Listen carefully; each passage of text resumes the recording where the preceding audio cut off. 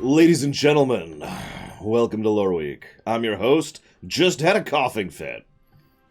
Seriously, I'm like, okay, I finally get the Streamlabs thing fixed, and it was being really stupid, but I got it. You know, I brute forced it, like I always do. And I'm like, okay, I'm ready to start. And then I, like, inhaled something. And so just coughing fit.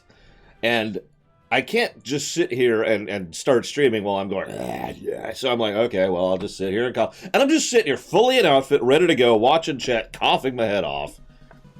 Darth Tyrant and Libertas Liber and Zed Slayer all subscribing. Thank you very, very much, all three of you. Thank you. Thank you. Thank you to all three of you.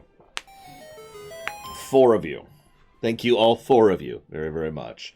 We're not actually going to start until everyone's done donating and subbing, because I don't want any interruptions when we go through it. So, we're just going to chill a minute while we hang out here. So hang on, that was Darth Tyrant. I'm going to catch up here. Hang on. 665. And then Blue of Alex. And then Zed Slayer. And then there was Libertas. Liber was earlier. I saw that one. Oh, my voice isn't velvety right now. My goodness. Is that everyone? I think it's everyone. Thank you very, very much. Darth Tyrant, Loner, Blue Wolf, Alex, Zed Slayer, and Libertas Liber. Thank you very, very much, all of you. Very much appreciate and obliged. So Tyrant's putting his towards Disco Elysium, I think? Yep. But I don't know what everyone else wants to put it towards. Even Jaluta won't tell me what he wants to put it towards. You guys all have my permission to stab them until, you know, they decide to tell me what they want to put it towards. Just stab away. It's cool. I don't care. FF7R. No. Pick something else.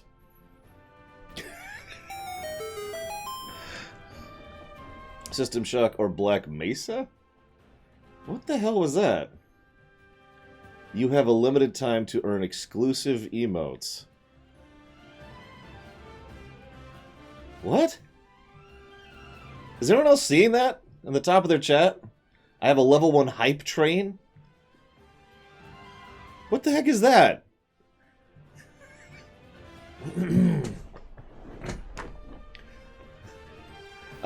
Thank you very, very much, Durg the Durgan. Much appreciate as always, sir. And that's going towards Crosscode, looks like. Of course you follow me. So fortunately, I fixed Streamlabs. I was about to be ready to say, okay, guys, nobody donate because I can't check donations. Oh my god, you've got to be kidding me with this. Hang on. I'm running out here. Cloud 14. And then Silence J23, which is putting it towards FE3H Golden Deer. And then Codex is in there. Hang on. Codex 125. Oh my goodness.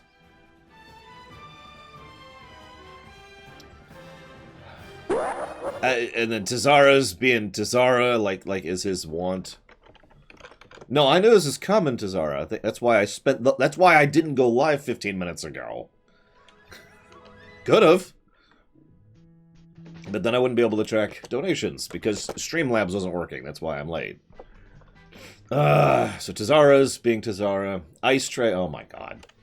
Ice Tray is just, I can never remember. What's 2.5 times 5? I can never remember. It's like 13 or something.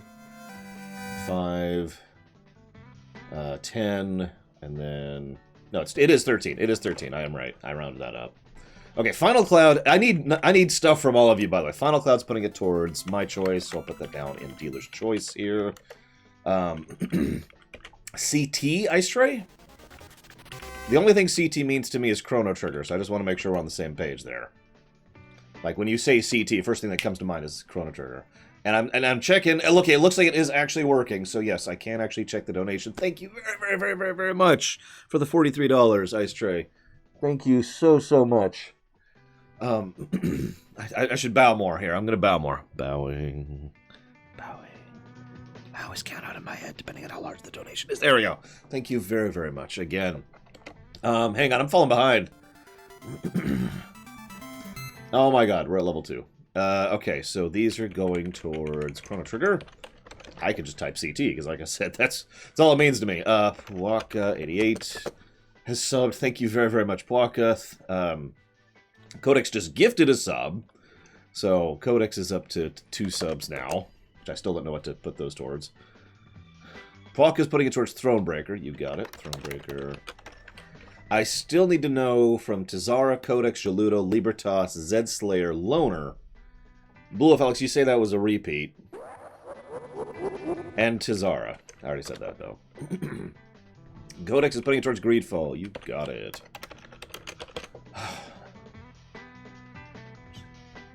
Wait, okay. Jaluta's putting it towards Disco Elysium. You got it again. By the way, when I stream Disco Elysium, I'm not reading it all out loud. I've already decided that, okay? Just a heads up. If anybody wants to reassign off of Of course you follow me. They all... Disco Elysium, just let me know. That's way too much text for me to read out loud on that. So, FYI. You got it, Loner. I will put that towards the ISD. Yeah, my break. I definitely wasn't working my ass off the entire last week. By the way, in the middle of this, I'm just going to interrupt here because I am done with Star Trek DS9 and TNG. All of it. The final episode will come out on March 15th next year. I'm really happy about that. I'm really happy about managing that. It took me until Friday. I spent all of the week working on that, but I did it. I frickin' did it. Okay, so hang on. So Libertas is putting it towards with you for Horched. No. You can't put money towards something that's already on the list. It doesn't really work that way. And that's why I said no to FF7R as well, because FF7R is already locked in. So FF7R is locked in, and Warcraft 3 Reforged is locked in. If you give me a moment, I'll go to my website. And so here's the stuff that's locked in. Jedi Fallen Order, Shovel Knight King of Cards, Kingdom Hearts 3 Remind, Warcraft 3 Reforged, Knights of the Old Republic, Cyberpunk, Doom Eternal, Ghosts of Tsushima, the Master Chief Collection, and FF7R.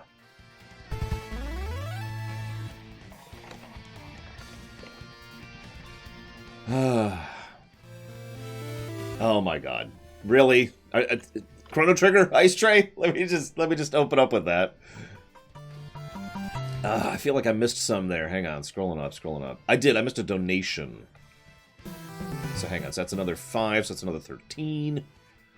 So it pushes this up to here, and then...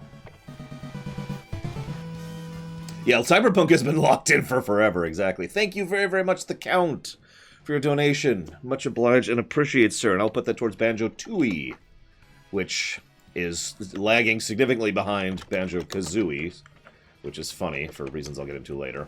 Banjo-Tooie, there we go. Okay. So anyways, Loner, to answer you, the SSD isn't happening. They don't make the SSD anymore. So the only real way for me to make that would be to drop a few $1,000s on it, or to just get the ISD, which is what we're working on. So that's why ISD instead of SSD. Zed Slayer, I haven't heard from you. Tizara, I haven't heard from you. And thank you very, very much. That's fair enough, Blue Felix. I just received a hype train emote, apparently. What?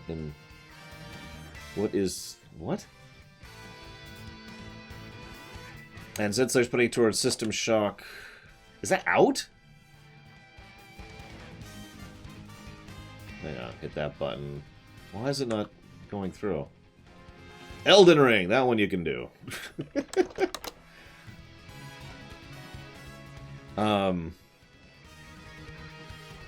Yeah, the custom SSD is nice, but the actual official one is not great. Oh, hey, the donuts are in. Okay, so I need to... So Zed Slayer wants to put more money towards something that's not on the list. Oh, copy wrong. So let's look this up. Because last I checked, this wasn't even out. Apparently it is? Holy crap. Of course you follow me. They all... Oh, never mind. This is not what I was thinking of at all. This is super not what I was thinking of. This is just a re-release. This is a port. Got it. Sure. If it's a port, it's on Steam or GOG, it'll probably run. Why not? So we'll add that to the list. Why are donuts are you seriously asking why we have a donut emote? Seriously, that's actually something you're asking. And then thank you very, very much, Dragonheart, for the donation. Much appreciated and obliged, as always. Let me go ahead and put that down towards Halo Wars. Tazara, answer me.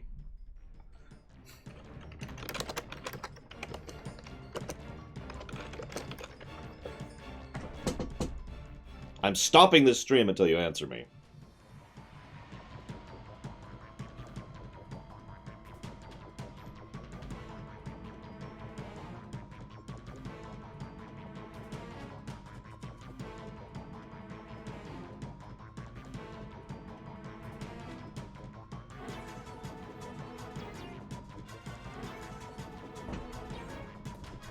He thinks I'm joking.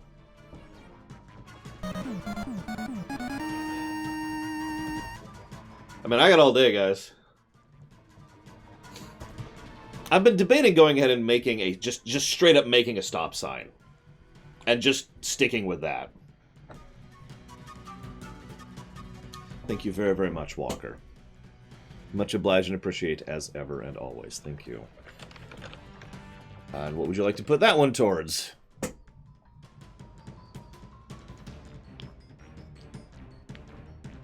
Double checking to make sure I've thanked everyone, because we've got Loner, Zedslayer, Libertas, A Puff of Logic, Jaludo, Dirg the Durgan, Codex, Silent J23, Ice Tray, Pwaka, 88, The Count 35, Dragonheart, 51, Walker. And by the way, off camera, we also had Elcado, 8, and Platty, which I want to thank as well. So thank you, all of you, for your donations and for your support. Thank you.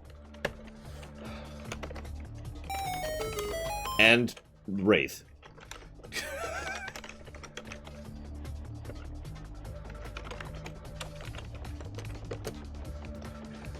Thank you very much as well, Wraith. And Puff of Logic, I didn't actually say that. Walker and Wraith, what would you like to put your subscriptions towards? You know what's funny is I was going to do an announcement thing here. I'm going to do it separate. I think I'm going to record it off camera. My choice, you got it. Dealer's choice.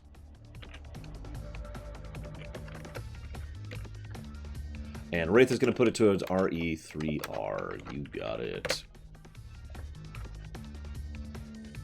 So, for those of you not aware, I guess this works for people slowly streaming in here. We are going to be doing the Decade in Memoriam thing. Yes, I know it isn't a decade. No, I don't care.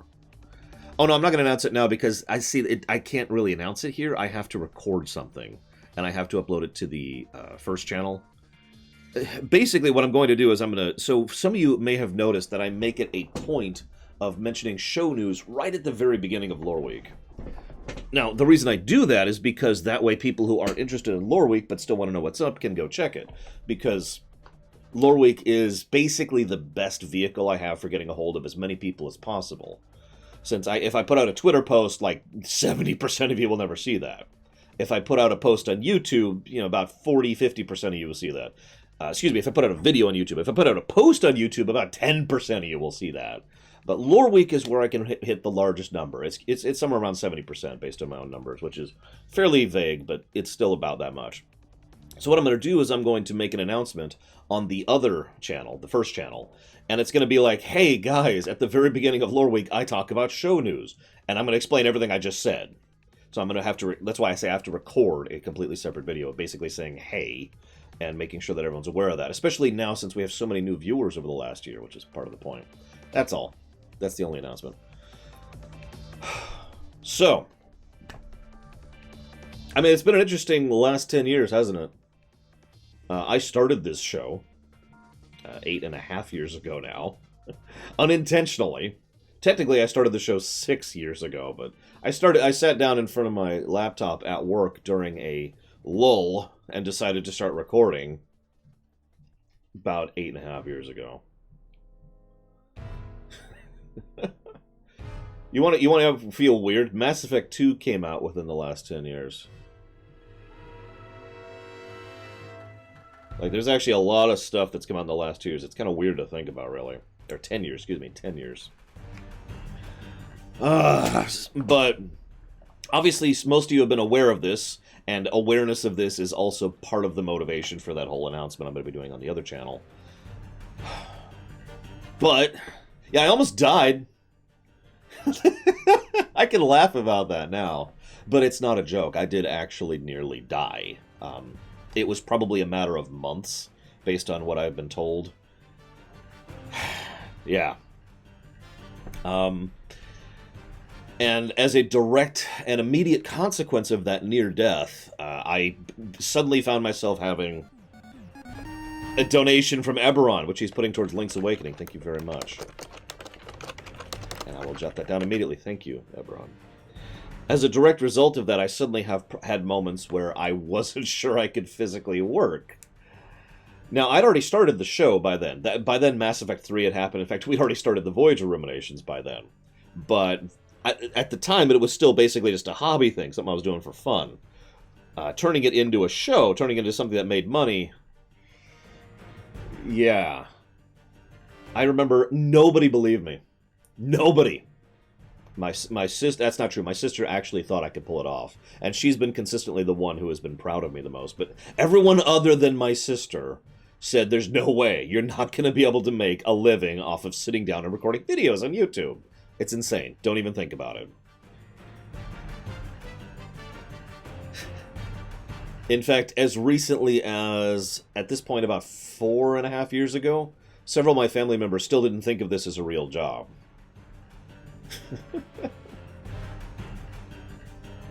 Did I mention I worked non-stop for about 6 days last week? Anyways, so yeah, it's been interesting getting to this point. And before I actually get into the votes and all that, I just wanted to say thank you. For real. Because Tizara, I'm just ignoring you now. Because at this point, you guys are literally the only reason this has worked out. I could have 100,000 people watching me who don't donate a dime, and I'd be poverty-stricken. I don't have a large viewer base. I have a small, awesome viewer base. You guys are awesome. No jokes. You know, dropping all of the thing, dropping all of the, you know, the memeing or whatever. You guys are fantastic.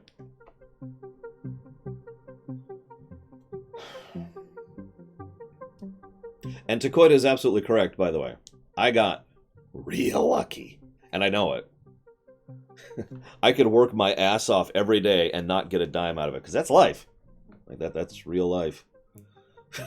You know? So, interesting to think about. Because, again, probably would have died. Again, I can laugh about that now. That was a while ago. That was like 7 years ago, 6 years ago, something like that.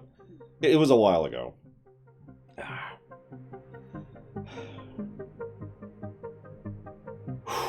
So, enough modeling. Enough being all sentimental. I know you guys hate it when I get all sentimental. So let's get back to memeing with donuts and stabs and whatever the hell else. If I died and this is the afterlife, then I have done something wrong in my life. So, for the last, like, month and a half at this point, you guys have had the availability of nominating nominating Shadow Machine for being awesome. He is actually pretty awesome. I will put that towards Luigi's Mansion because I haven't actually put the other thing towards Luigi's Mansion yet. So, I'll just put that towards Luigi's Mansion right now. This song is awesome, by the way. Thank you very, very, very much, Shadow Machine. As ever, and as always, thank you. You guys could suggest categories. You guys can vote on the categories. I spent a huge amount of time typing up. There were many errors. But we did it. We got through this.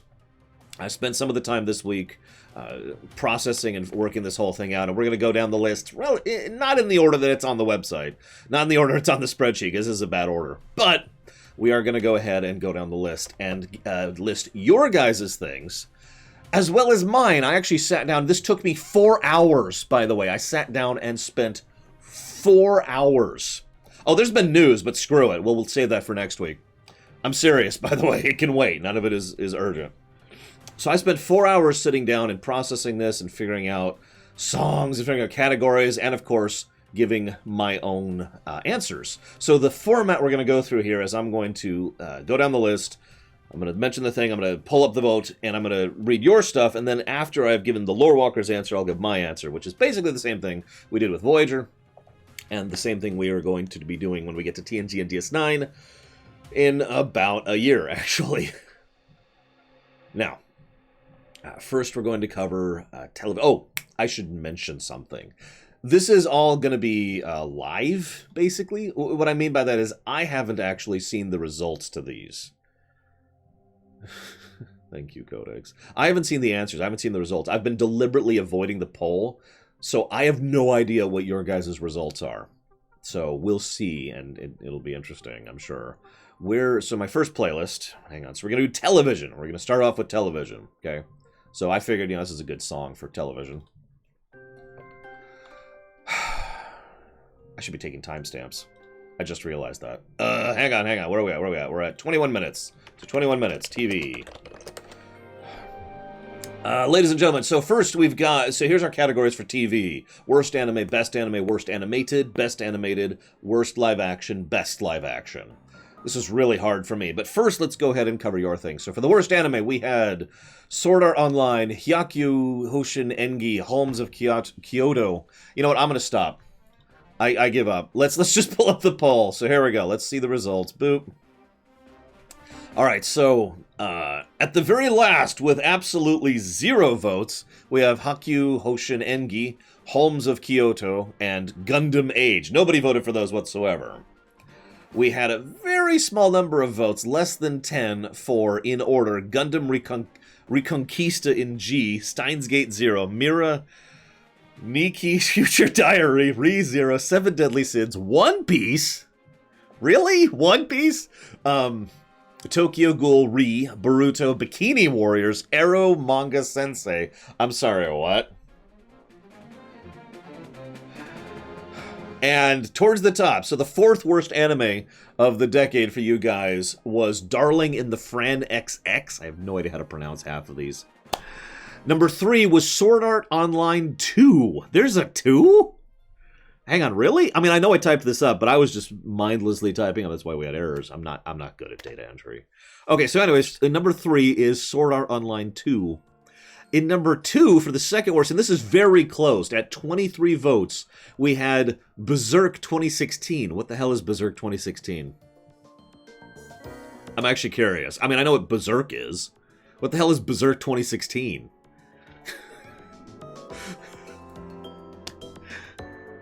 I mean, is it a remake? Is it a continuation? Okay, I believe you guys. I believe you. But number 1, worst anime of the last 10 years, with 25 votes, just barely edging out Berserk 2016, is Sword Art Online 1. What's with all the hate for Sword Art Online? Like, I haven't watched it. I only know it even exists because of you guys and because of friends of mine who watch anime. What makes it the worst? I'm actually curious. I mean, I know it's an MMO. It's an MMO anime. So, shrug? I don't know. You don't have to answer. I was just curious. It's very profitable. Well, I mean, that doesn't surprise me. The Transformers films make tons and tons of money. We'll be coming back to that later, by the way, when we get to the film section. All right, I believe you. Now, I have to give my worst anime of the last decade. Now, funnily enough, I've actually watched a lot of anime in the last 10 years. Mostly entirely because of my sister, who exposes me to a whole bunch. Funny thing is, though, she knows me and was deliberately picking anime she knew I would tolerate. So it's actually kind of hard for me to pick an anime that I actively despise. But I did finally pick one. And I'm about to lose half my viewership because it's, I've suddenly forgot the name of it. Oh, God. Attack on Titan.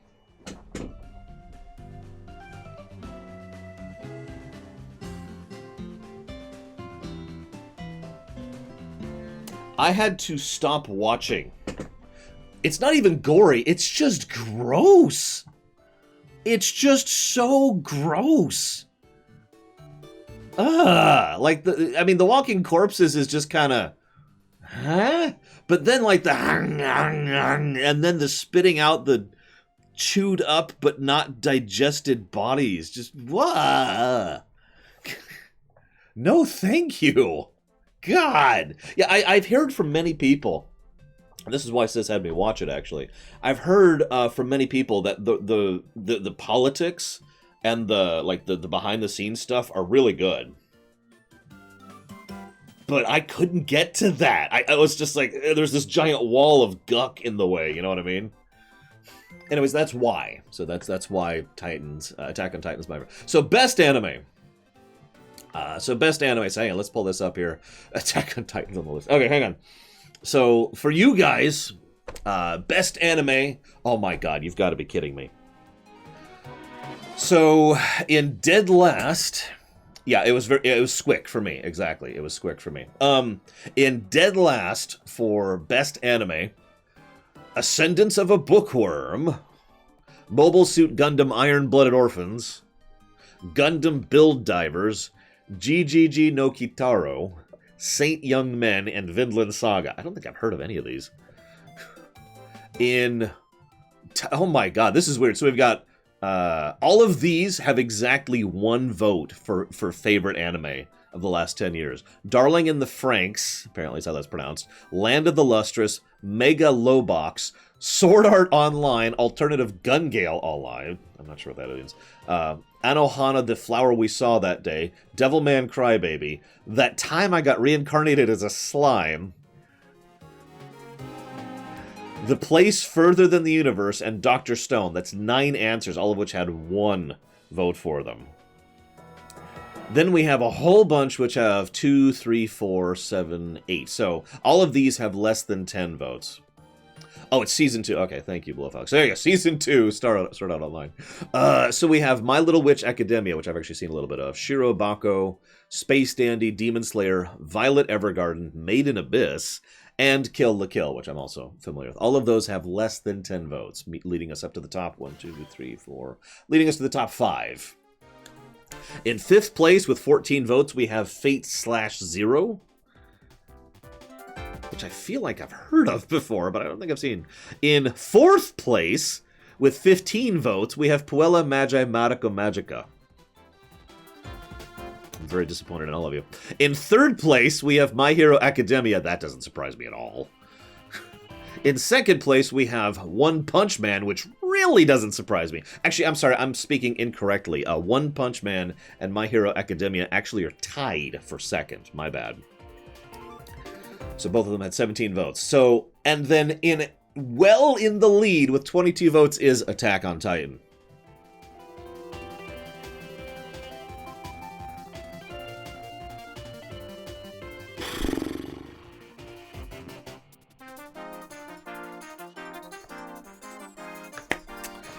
Just wait until we get to the Star Wars categories. That's going to be fun.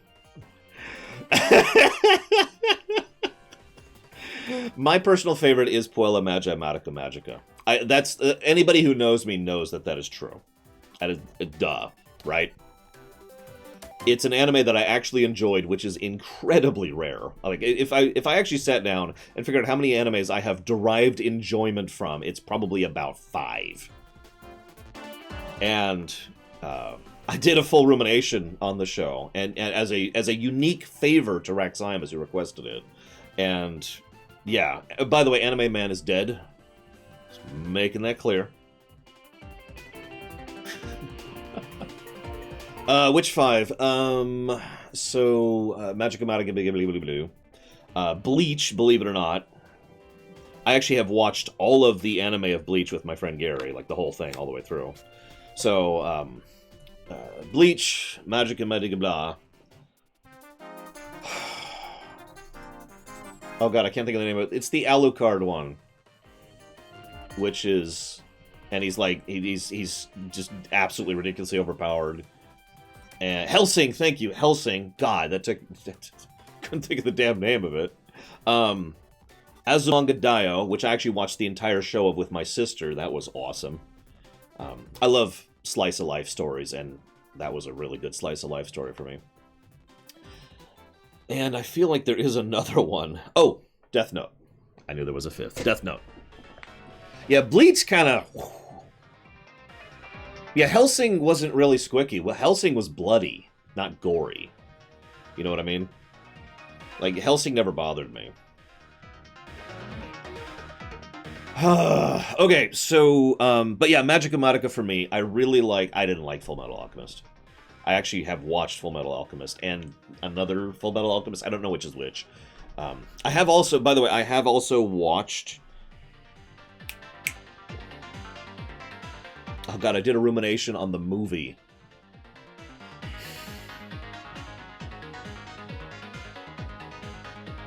And I can't think of the name of it. Help me out, guys. Ghost in the Shell, thank you. I have actually watched quite a bit of Ghost in the Shell, again, with Gary. A lot of my friends like anime, so I get exposed to it because of them. Ghost in the Shell is a very good example of coffee. Because I didn't enjoy it at all, but it was very high quality, you know what I mean? That's pretty much the definition of coffee for me, was Ghost in the Shell. Like, there's some really good quality. And I love the politics. I absolutely adore the politics of that show. Anyway, so... But yeah, Magica Magica, I loved how much... I mean, it is a bit of a deconstruction, which I enjoyed, but it's not the fact that it's a deconstruction I enjoyed, it's the fact that it was so well done, and so damn terrifying, but never actually crossed over the line in any given way. I have seen Cowboy Bebop, I don't care for it, it's just not my thing. I'd say if you name an anime, I've seen it, but I can't say that anymore, because I haven't heard of half the things on this list. Anyways, let's move on to animated. So, hang on, where's my answers? Just making sure. Erica. So I'm going to lose the other half of my viewers with this one. But first, let's go ahead and go down and look at your guys' worst animated show. So let's scroll down to the bottom here. With, by the way, on average, we had about 300 to 400 votes per given thing. The anime and animated, the TV stuff only has like 120-ish. I am aware of the spinoff. I have no plans to watch it. No, I didn't care for the movie. So... In last place for worst animated show, we have Lego The Legends of Chima. There was a Lego. Total Drama, no idea what that is. Secret Mountain of Fort Awesome, no idea what that is. And then we have Many Things, which again have one vote for them for worst animated show of the last 10 years. Ultimate Spider-Man, which I didn't see. Sanjay and Craig, which I've never heard of. Steven Universe. Super Drags. Uncle Grandpa. Problem Solvers, Voltron Legendary Defender. Was it actually bad? I didn't watch it. I didn't come up with these, Wilking. I didn't nominate a damn thing. You guys nominated, okay? I feel like I've said that 30 times in the last week. Voltron, My Life, Me.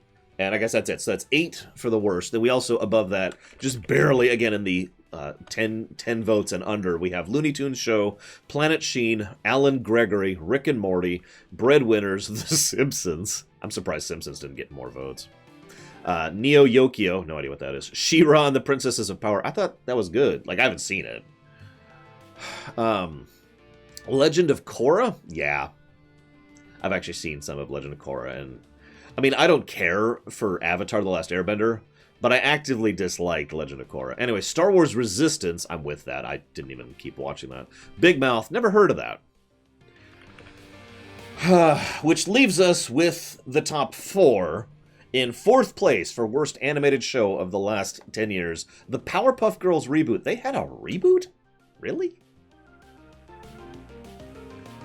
In number 3, Rick and Morty again, because I'm a moron. Technically, that should actually have 15 votes, but that still puts it in number 3 slot. In number 2, Family Guy. When did Family Guy start? Because Family Guy was like way back, wasn't it? I'm trying to remember. Because I know I was watching Family Guy in 2005. Wow! Family Guy started in 99. Wow. It's almost like Arathroba, who also started in 1999. I don't know if that's true. Yeah, I don't blame people for that. Family Guy, there are individual episodes of that show that I actually do like. And then there's the rest of the show. Probably one of my favorite Family Guy episodes is a South Park episode. And you know what I'm talking about if you've seen it. Anyways, thank you very much, Arathrobo. And number 1, worst animated show of the last 10 years is Teen Titans Go? Really? Now, I've actually watched that because my father, or my stepdad, actually really likes that show. And so I've seen a decent amount of it through him. And it's just, yeah, okay, it's just silly fun. I'm with it. What did they do? What did they destroy?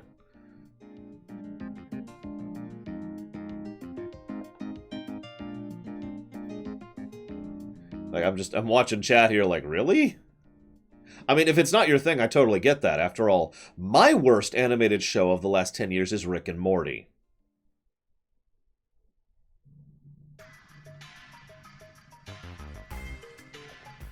Go ahead.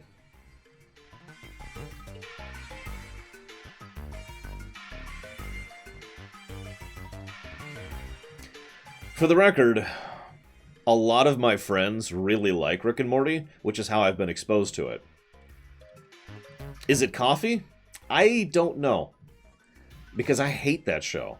Not dislike. Despise. It's not funny for me, so there's the first problem.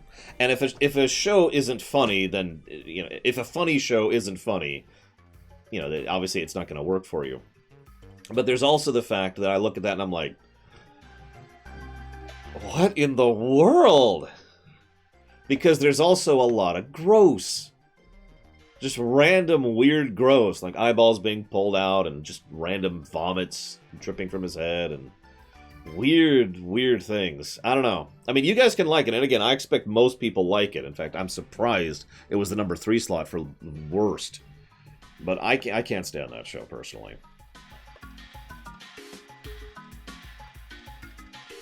But I suppose that means we have to talk about the best animated show. Now, this is one of the ones where I had to chop off several things, because you guys nominated so much stuff, and we only have, I think, 23 options or something like that. I mapped it out. Maybe it's 31. I don't know. The black line on the spreadsheet is specifically the point at which we cannot have any more options. So I had to chop several off on this one. We have many options. Let's check our results. So in dead last with no... Oh my god, that's a lot of things that got no votes. Mickey Mouse, Lega Ninjago, Primal, OKKO, Let's Be Heroes, Symbionic Titans, Disenchanted, and Tangled the series. Tangled got a series? So none of those got any votes whatsoever. A whole lot of stuff got less than 10 votes. And we're just going to go through these in order. The DuckTales reboot, which I actually rather like. Regular Show, no idea what that is. Voltron Legendary Defender. Star vs. Forces of Evil, don't know what that is. Scooby-Doo, Mystery Incorporated, don't know what that is. Over the Garden Wall, don't know what that is. Generator Rex, don't know what that is. The Dragon Prince, don't know what that is. Avenger Earth's Mightiest Heroes, not sure what that is. She-Ra and the Princess is a Power, again. Gravity Falls Adventure Time. I'm surprised that's that far down. Young Justice, which I did a full Mini Nation series of. I'm also surprised that one's down. RWBY? I feel like I've heard of that, but that's pretty far down there too. Steven Universe, which is also really low. Samurai Jack and Legend of Korra. Well, that's funny. Oh, Ruby. Okay, sure. Yeah, so all of those have very few votes, which leaves us with the top 1, 2, 3, 4, 5, 6. 3 of which are tied. So 1, 2, 3. So in 6th place for best animated show of the last 10 years, Star Wars Rebels.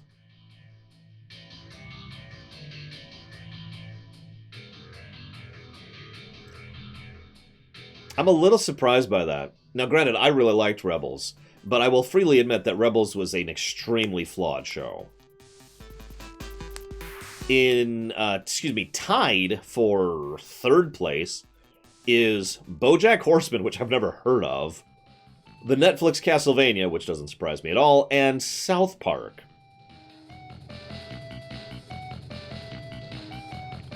Huh. I actually haven't been watching South Park for like the last 10 years, so I don't know.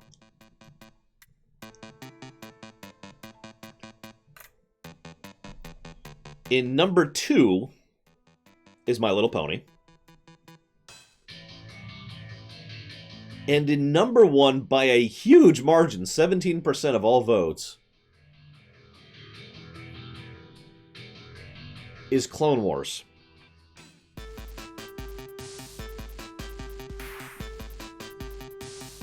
Specifically, the CGI Clone Wars, to be clear about that. I am a little surprised by this, especially since I personally would say Rebels is better than Clone Wars. But yeah, that is actually a little bit surprising for me. I really am surprised.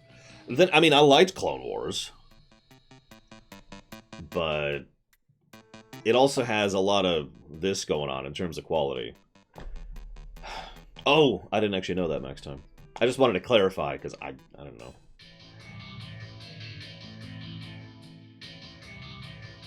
Archer. Is Archer still going? Unfair advantage of being a Star Wars. Well, we'll get to that later. My pick's My Little Pony. I mean, if that makes you hate me or spew venomous comments on my YouTube section, I mean, I don't care at this point. I really don't. It's a good show.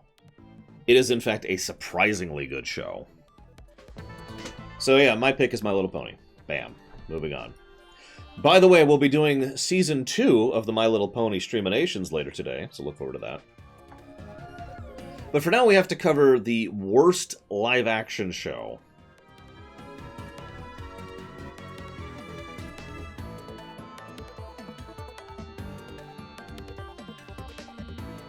Come on.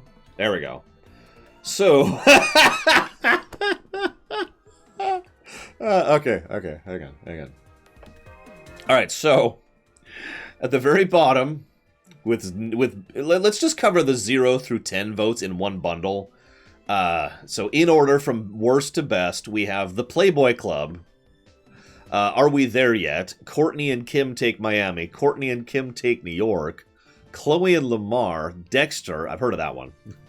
Life of Kylie. Lost? Was Lost in the last 10 years? Watchmen. I've heard really bad things about the Watchmen show from a friend of mine who's a big fan of Watchmen. So, Amish Mafia. I Am Kate. Real Housewives of Miami. How I Met Your Mother. Fred the Show. MTV's Teen Mom.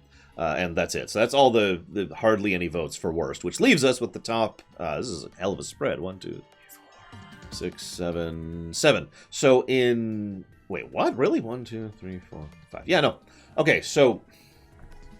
Tied for 5th place, we have 3 separate shows, all of which have 10 votes. MTV's 16 and Pregnant. Now, I want you to really process what I'm about to see, okay? Okay? MTV's 16 and Pregnant, The Walking Dead, and Game of Thrones. I want you to think about how pissed people have to be at the recent Walking Dead and Game of Thrones stuff to bundle those with MTV's 16 and Pregnant.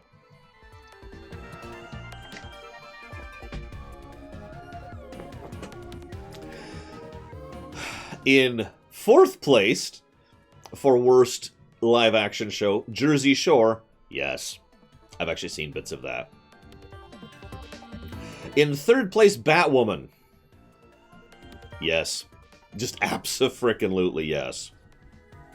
I have seen a bit of that show, and it is not just bad, it's cringe, in my opinion. In number 2, a move that will surprise absolutely no one, Keeping Up with the Kardashians.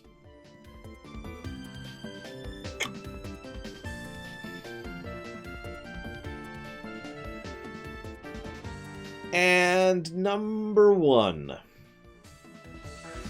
Can anyone guess before I say it? This, I don't agree with this, to be 100% clear. Number 1 worst live-action show of the last 10 years, by your vote, is Star Trek Discovery.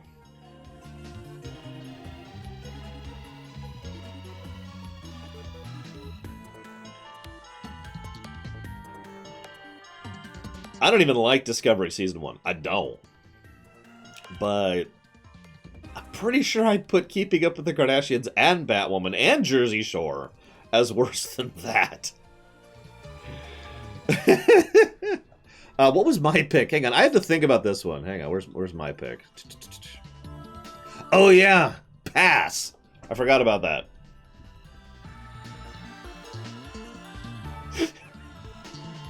No, I'm kidding. My worst episode is actually, or my worst live-action show. This feels like cheating, but I picked Batwoman. Because I've only seen like 2 episodes of it, but it was just so terrible that it shoved me away immediately. Bonus points to the very first episode of Game of Thrones, which made me never want to watch the rest of it.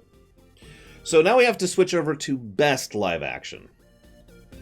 This one was very full and had some excellent shows in it. So, without further ado, let's scroll down here. Wow. Okay, so, as usual, bottom to top, up to the 10 vote mark. Man in the High Castle. I'm surprised no one picked that. Toys That Made Us, Lego Masters, Legends of Tomorrow, Star Trek Discovery. One person voted for Star Trek Discovery. House of Cards, American Gods, The Flash, Gotham, Orange is the New Black, not sure what that is. The Americans, Watchmen, surprised by that one. Punisher, surprised that's so low. Arrow, The Walking Dead, Better Call Saul, which I've heard a lot of really good things about. Lucifer, Dark Crystal, Age of Resistance, which is kind of a technically, but whatever. Vikings, Corner Gas, Stranger Things, which I'm surprised is not higher. The Boys, which I'm also surprised is not higher. Black Mirror, which I'm surprised is not higher. And that's it. No, so for the top... what is this? 1, 2, 3, 4, 5, 6, 7. So top 7. Looks like we only have one tie here. In 7th place for best live-action show, The Witcher on Netflix. If I'm being honest, I'm surprised that's not higher.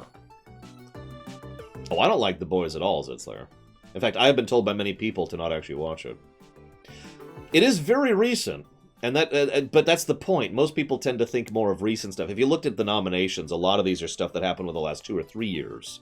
Never mind the last 10. In 6th place is Netflix's Daredevil, which I'm just going to go ahead and say is probably only there because of Kingpin. I'm just saying that. In 5th place is The Expanse, which is a good show. Although... I haven't watched all of it, and of course the books, but let's not get into that. Tied for 3rd place is Chernobyl, sure, and The Mandalorian, which I'm also surprised is not higher, being both Star Wars and recent, and also a show that people can't seem to shut up about in my comments section. Now, I have seen bits of it act, yes. And I am aware of the end of Season 1, and that's all I'm going to say about that. So, at 19% of all votes, almost a fifth of everyone voted for the number 2 slot, Game of Thrones. That amuses me quite a bit. And number 1, very, very top, best show of the last 10 years, with a full 25% of votes, a full quarter of everything, is Breaking Bad. Yeah. No surprise whatsoever. The only thing that surprises me is the sheer number of people who voted for Breaking Bad. That was a quarter of all votes. That's nuts. I suppose I should give my own list. Here's the thing. I've actually seen a lot of decent live-action shows. Man in the High Castle, excuse me. Expanse. Mandalorian's probably good. Haven't watched it yet. Witcher's probably good. Haven't watched it yet. Chernobyl was good. I've only watched a bit of that. Season 1 of Jessica Jones I actually really liked. I'm surprised that wasn't on the list. But no, my pick is actually Breaking Bad as well. I don't even, really enjoy that type of story, but Breaking Bad was just really, really well done. Shrug. And with that, we are at the end of Best Live Action. So let me go ahead and start getting some timestamps here, because now we move over to our next category, which is film. This one, you thought that one took a while. This one's we're going to be here a minute.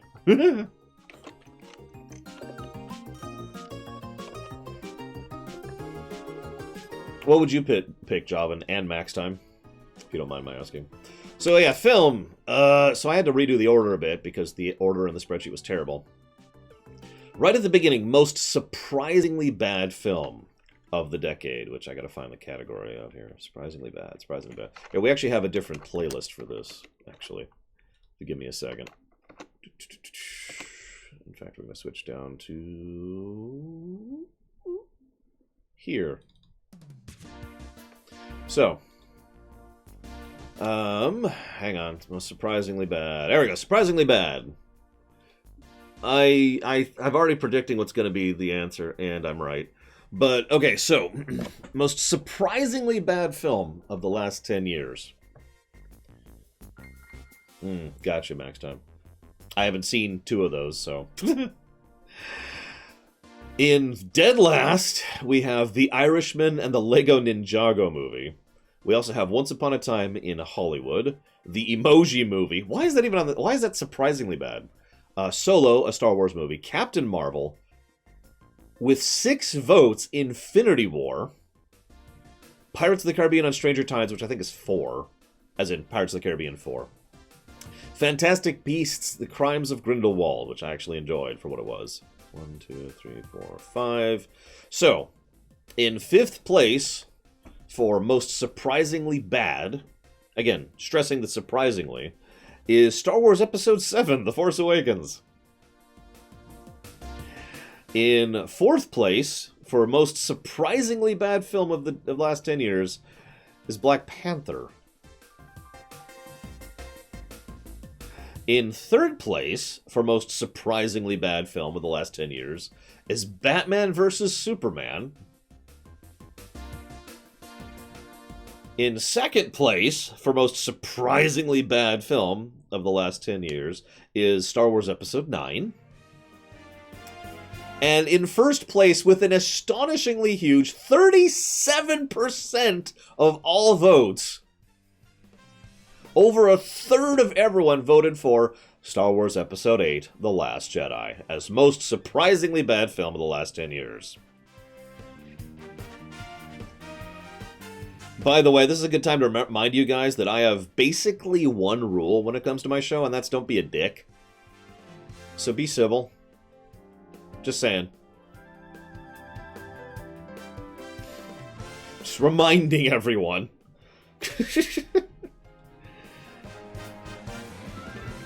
So, I suppose it's my turn to give you my answer.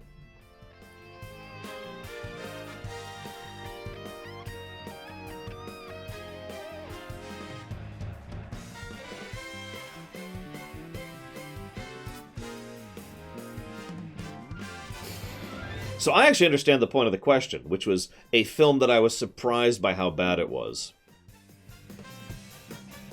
So, I didn't have anything. Nothing surprised me with its lack of quality this last 10 years. Everything I saw that was bad, I went into knowing what I was getting into. So, pass. Moving on. Most surprisingly good film of the decade.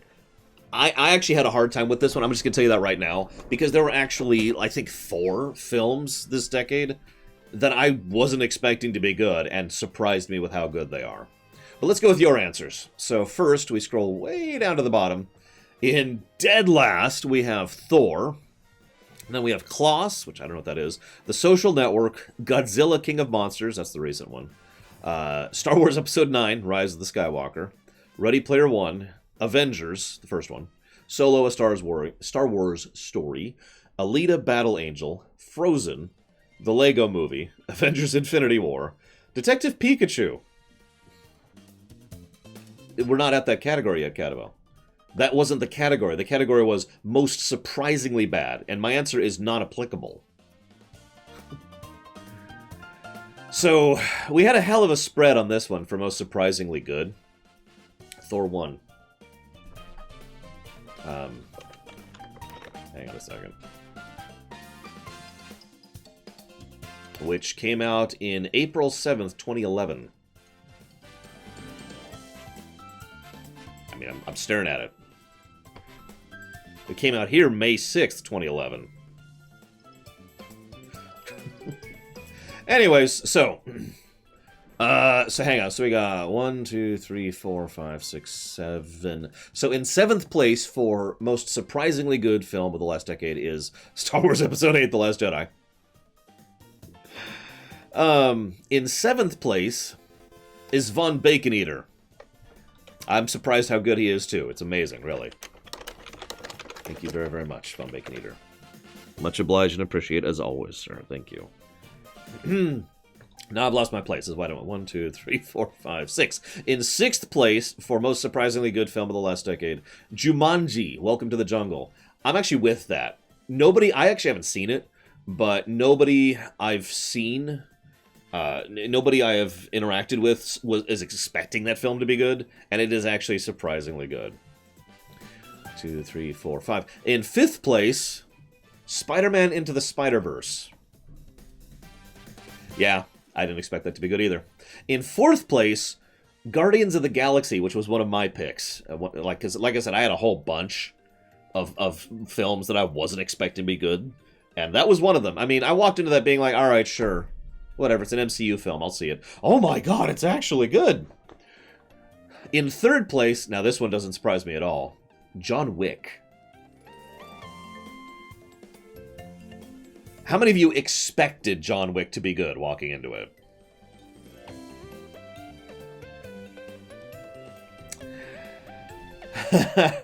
They're making a 4 now, I think? In 2nd place, just barely ahead of John Wick by 2 votes, is Mad Max Fury Road. I'm with that one. That's another one on my list. Because it's a freaking Mad Max film. And I gotta be real, the trailer, in my opinion, was terrible. Like, actively bad. I saw the trailer and was like, I'm not watching that. And I didn't. I didn't actually see it in the theater. The first time I watched it was for the Rumination. Yeah, I was surprised by how good that one was. And of course, then we have, in very first place with 18% of the votes, Joker. Which I haven't seen. Because nobody had any interest in it, and nobody paid any money for me to see it. I remind you, you guys are paying for me to see the Sonic movie in about a month. So, yeah. Joker, number 1.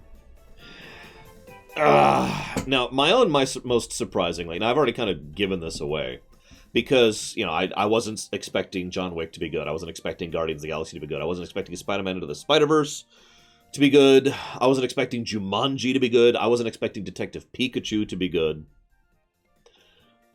But at the end of the day, there's 2 films. Oh, I also wasn't expecting Rogue One to be good. Like, there's been a lot of surprisingly good films in the last 10 years for me. But there's 2, and I'm so torn between the 2 that you might as well just flip a coin between them for the most surprisingly good films of the decade for me. Thor and the Lego Movie. I told you guys this. I've never seen Thor in the theaters. It is the only MCU film I've never seen in theaters. Because why would I go see a Thor film? I've read the comics. Thor's stupid. Thor is ridiculous. Oh my god. Why would anyone want to watch a Thor movie? And Lego Movie, I'm trying to remember why we went to see that one. There was like a weird... Oh, you know what it was? A friend of mine... So I didn't see Lego Movie in the theaters either, because why would I? A friend of mine actually, as a Christmas gift, sent me a DVD of the Lego Movie. And I sat down and watched it with my sister. And I was just like... This is good!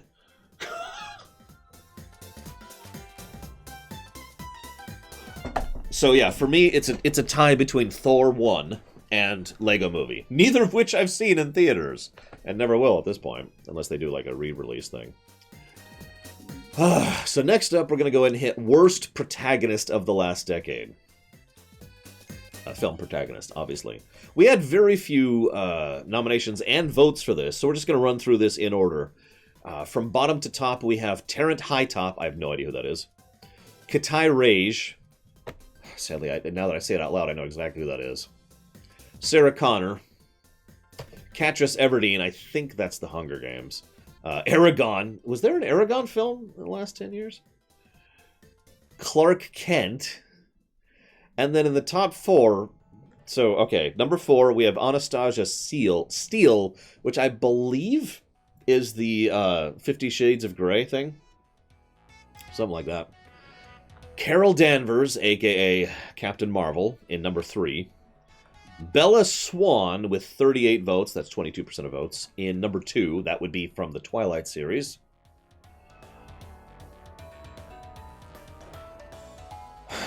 And in number 1 with 35% of all votes is Rey.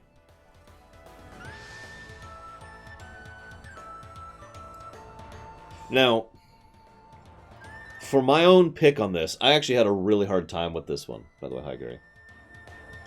I had a really hard time picking with this one. You know why? Because I haven't seen the Twilight films. And I haven't seen the Shades of Grey films.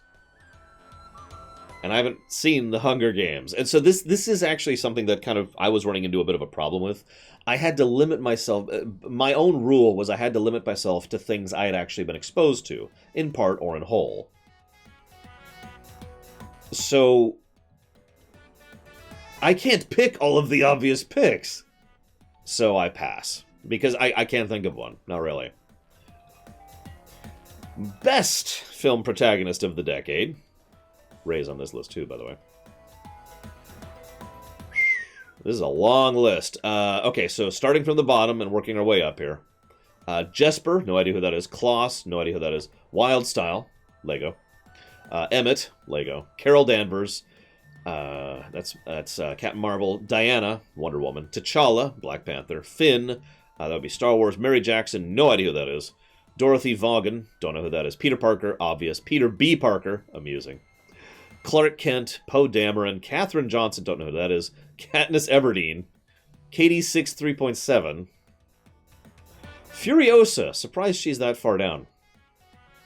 Leia Organa, she probably shouldn't be on this list, to be completely blunt. Back in the 70s decades? Sure, but not this decade. Anyways, Alita from Battle Angel. Miles Morales, obvious. Loki, kind of stretching it. And Rey from Star Wars. Now, all of those had less than 10 votes. The top 4, oh my god. So, in 4th place with 11 votes is Logan from Logan. You know, Wolverine. In 3rd place, with 31 votes, which is 18% of the votes, Steve Rogers, a.k.a. Captain America. In 2nd place, with 36 votes, is John Wick. That one doesn't surprise me all that much either. And in 1st place by a mile, with a full 34% of all votes, is Tony freaking Stark. By the way, my pick is also Tony Stark.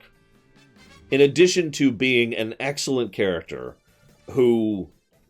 I'm sorry for picking the obvious choice, but he is the obvious choice for a reason. I saw Iron Man 1 in the theaters, and I was blown away by how well he managed to make Stark a good character. Because, again, I've read the comics. And the fact that he managed to turn that into that much of a lovable character without losing that sliding snark on the edge of him and just...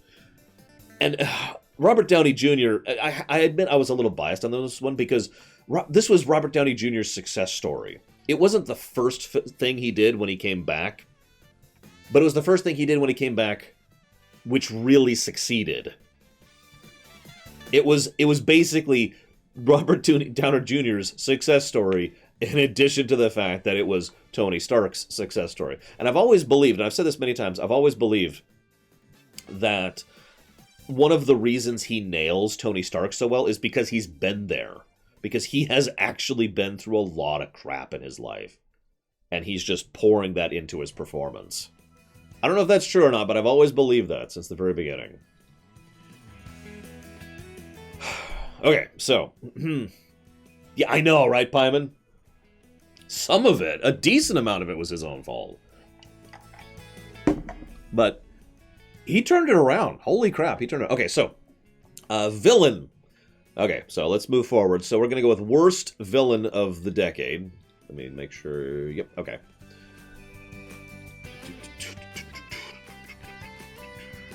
I am reading chat, by the way. It's just you guys are talking so quick, I'm not responding directly. And I do want to get through this sometime today, so I am reading everything, don't forget. All right, worst... this is worst, right? Yeah, worst villain of the decade. As usual, up to the 10 mark. Dominic Green, that's from Bond, the relaunch Bond, the first one, I believe. Durza, don't know who that is. The Black Order from Infinity War. Whiplash from Iron Man 2. Taserface, oh, come on, from Guardians of the Galaxy 2. Justin Hammer from Iron Man 2. Alric Killian from Iron Man 3.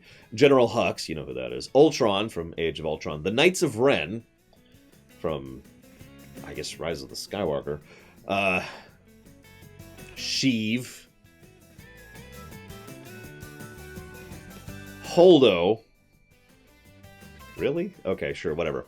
But then in the top 1, 2, 3, 4, 5. So fifth worst villain of the decade is Malekith. Now I'm going to go ahead and step in here and say that Malekith should be higher on this list. No offense to the Ninth Doctor's actor, whose name I can't think of right now.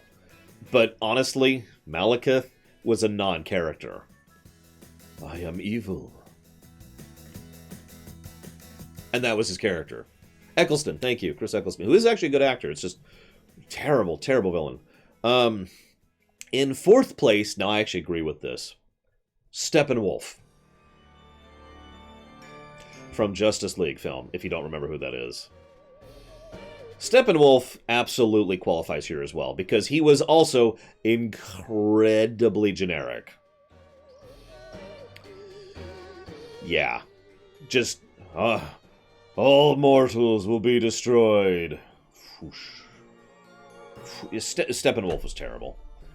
In third place is Kylo Ren. In second place is Captain Phasma. In first place is Snoke. The only one of those I'll agree with is Captain Phasma, mostly because of absolute failure to capitalize on the character. Captain Phasma was not a character, and that's the problem. Yes, I know about the books. Yes, I know about the deleted scenes. But I suppose I should give my pick. So, I had a couple of thoughts. One of them was Steppenwolf. I really do think Steppenwolf was just a terrible villain. One of them was Malekith, because he was also an absolutely terrible villain. But then I was thinking that Tonic the Dog Tour was even worse of a villain. Like, what the heck? He's just so nice and awesome and giving money to Greedfall. Thank you very, very much. But no. The one... then I was thinking there's actually a worse villain for me, and that's Dominic Green. Now, how many of you's response to Dominic Green is, who? You know, actually, I don't even remember the name of the film. It's, which one was that? Quantum of Solace. Quantum of Solace. Because, yeah, he's... Here, if you've seen Quantum of Solace, here, I'll give you a picture. I'm just going to link you a picture here. If you see his face, you might recognize him. The reason I picked him so high on the list was because, yeah, the guy that was left in the desert with the oil. That's him. The reason I picked him was he was so pathetic. Like, this was the guy they wanted to be the villain for the relaunch of James Bond, was Boring Man. This guy was terrible. But I've got even worse. Ladies and gentlemen, the worst villain of 2010 for me is humanity! Or the birds, I guess. Because Birdemic came out in the last 10 years, and I've seen that film.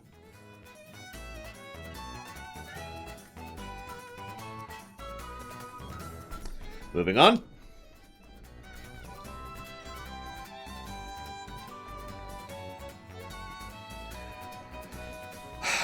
Best villain of the decade. In order, as usual, top to bottom. Ulysses Claw. Really? Coriolanus Snow. I have no idea who that is. Gila from Thor 3. Grandmaster from Thor 3. Ego the Living Planet from Guardians of the Galaxy 2. Lego Joker from Lego Batman. Lord Business from Lego Movie 1. Orson Krennic from Rogue One. Pennywise from It 2? Or what do they call that? The Vulture from Spider-Man Homecoming. Smaug, because those films came out in the last decade. Terrence Fletcher. Palpatine, Killmonger from Black Panther, Kingpin from...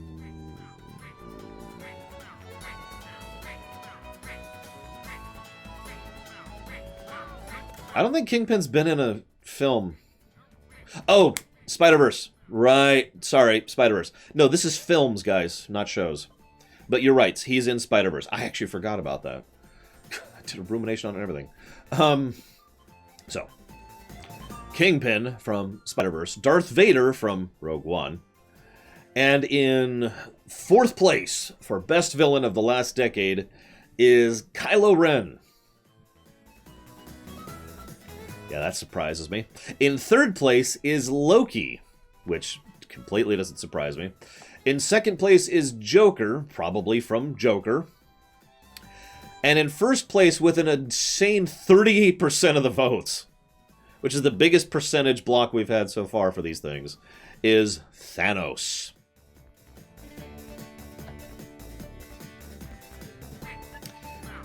By the way, my pick is also Thanos. The reason why is because I was going to pick Loki, and then I disqualified Loki. Because Loki isn't a villain, Loki is an antagonist. And I know that's splitting hairs, but my point is Loki has such a wonderful character arc across so many different films that he's amazing and awesome and wonderful, and he's fantastic. If we are to count Loki, then I would actually pick Loki over Thanos.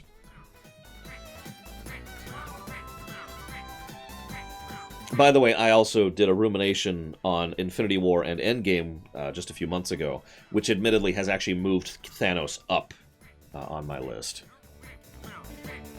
Moving on. So now we're going to do the worst of the specific years, okay? So, worst film of 2010. Let's scroll over here. Wow, there's like no options on this one. So we're going to just rapid fire these. Worst film of 2010. In dead last is Despicable Me. Then Sex and the City 2, Iron Man 2, Alice in Wonderland, Clash of the Titans, Cats and Dogs, The Revenge of Kitty Galore. That's a thing? Shrek Forever After, and Grown Ups. All of those have basically no votes. And in number 1, with 58% of all the votes, is The Last Airbender. You know, the film that came out in 2010?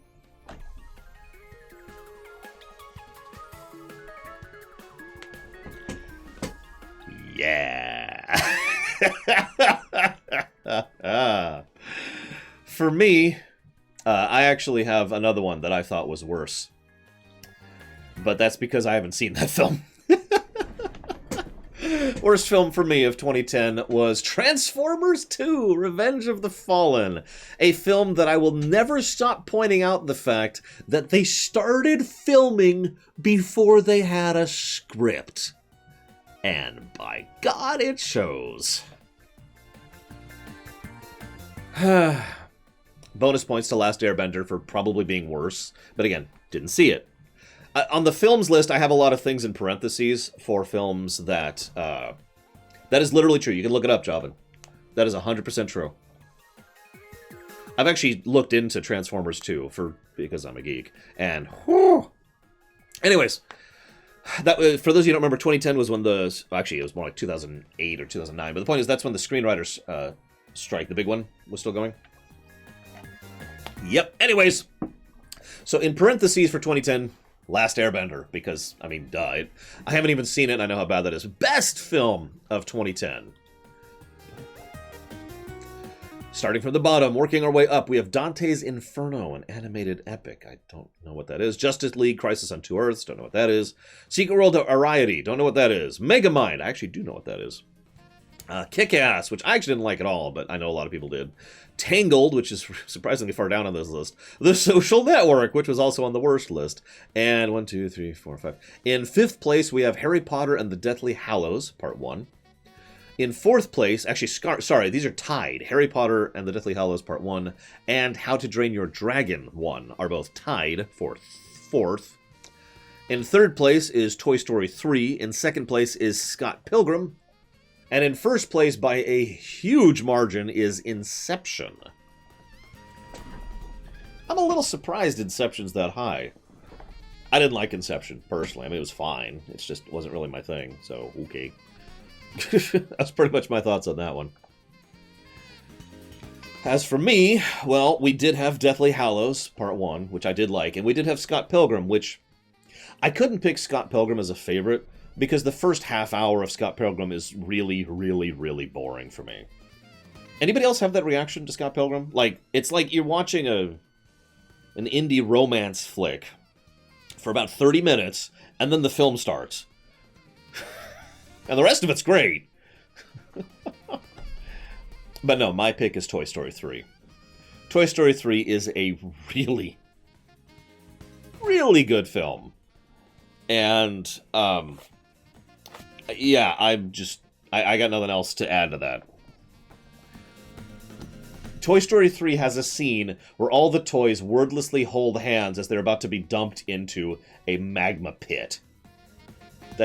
Toy Story 3 has a bear Nazi. It's just a really wonderful and clearly written for adults film. Love that film. Moving on. So, what are we up to? 2011. So let's do 2011. 2011. Worst film of 2011. We had some stinkers this year. We have The Smurfs, Cowboys and Aliens, The Three Musketeers, The Hangover Part 2, Spy Kids 4D, Cars 2, and at the very top, for worst of 2011, we have Jack and Jill with a quarter of the votes, 26 votes. What the heck is Jack and Jill? I've never heard of that film. And at the very top, for worst film of 2011 by a gargantuan... Adam Sandler. Say no more. And at the very top for worst film of 2011 is Green Lantern, with a full 42% of votes. As for my own picks, for worst of 2011, let's see. So there's Transformers 3 came out that year. Smurfs, which I have actually seen parts of. Romeo and Juliet, which I have actually seen parts of. Cars 2, which is junk.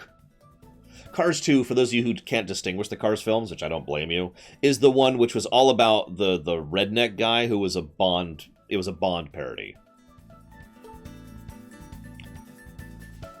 But no, as much as I hate to say this, my worst film of 2011 was also Green Lantern. I wasn't expecting much walking into that, but it was just...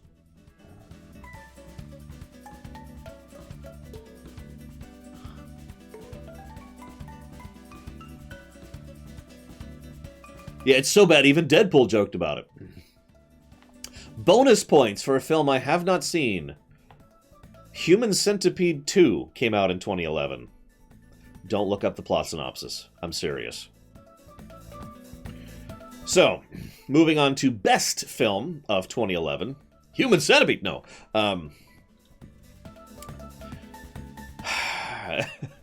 What I'm surprised by the way, is they made a second one. How did they make enough money to make a second one?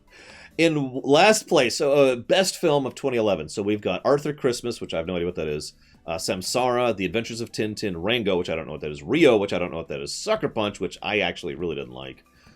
Rise of the Planet Apes, which was good. Kung Fu Panda 2, which I only know of because of World of Warcraft.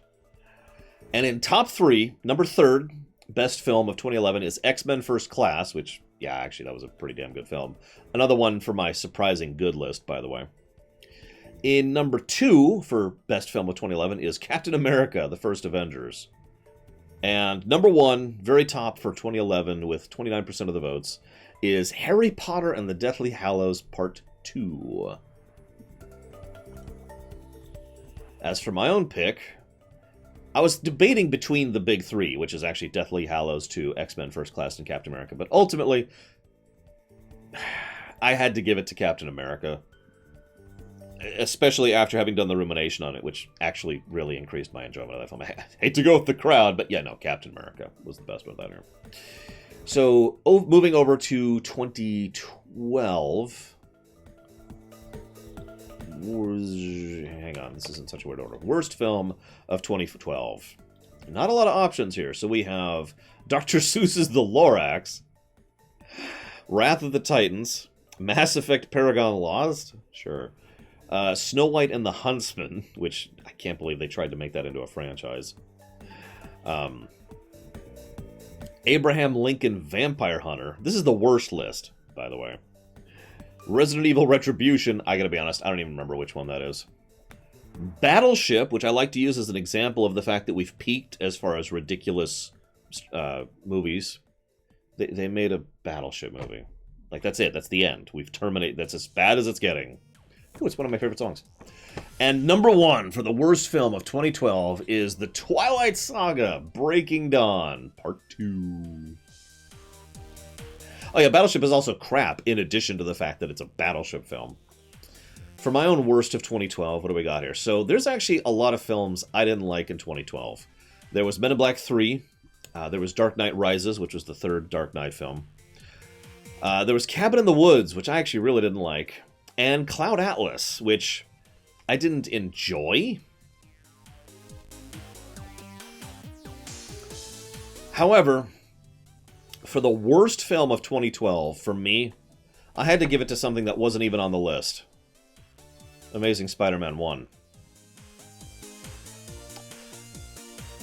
I made a note here. Amazing Spider-Man was the 7th best-selling film that year. Worldwide, by the way. Moving on to Best Film of 2012. Cabin in the Woods didn't work for me mostly because of the ending, by the way. Like, Cabin in the Woods was like, okay. I mean, I don't like it, but okay. Then the ending happened, and I hated the ending of Cabin in the Woods. Like, just absolutely despised. Best Film of 2012. So we've got Men in Black 3. Rise of the Guardians, don't know what that is. Hotel Transylvania. Magic Mike, don't know what that is. Wolf Children, don't know what that is. Cloud Atlas. Wreck-It Ralph came out in 2012. Hobbit 1, specifically, An Unexpected Journey. Dark Knight Rises. And number 2 was Django Unchained, which I'm not surprised by. But in number 1, with an absolutely ridiculous lead, is The Avengers. Because, of course, it is. I actually had a couple others I wanted to add here. So for the best films of 2012, we had Hobbit 1, which I did actually really like. Wreck-It Ralph, which I also rather liked. Skyfall, that's the Bond film. Skyfall wasn't that great, but Javier Bardem is amazing. And it's always stuck in my memory. It's actually the Bond film I remember the most because of him and his performance. Also, I had to give a line here to Expendables 2. I've seen Expendables 1, and it was just a boring, generic action flick. Expendables 2 suddenly decided to embrace the ridiculous. And I actually really liked that. Expendables 2 and Expendables 3 I both rather enjoyed, because they just decided to ham it up and have fun with it. And I liked that. But my best pick of 2012 is Avengers, because of course it was. It's a good film. What do you want from me? It's a really good film. You know? Again, I've done an analysis on all the MCU at this point, actually, but I've done an analysis on Avengers, and there, I mean, yeah, big, flashy, you know, obvious, fan-pleasing moments, but Avengers had a lot of really quiet, subtle moments all over the place, just non-stop little details. Love Avengers. Absolutely best film of 2012. Moving on. 2013. Yes, Javan, that's exactly the way to put it. Where am I at? 2013.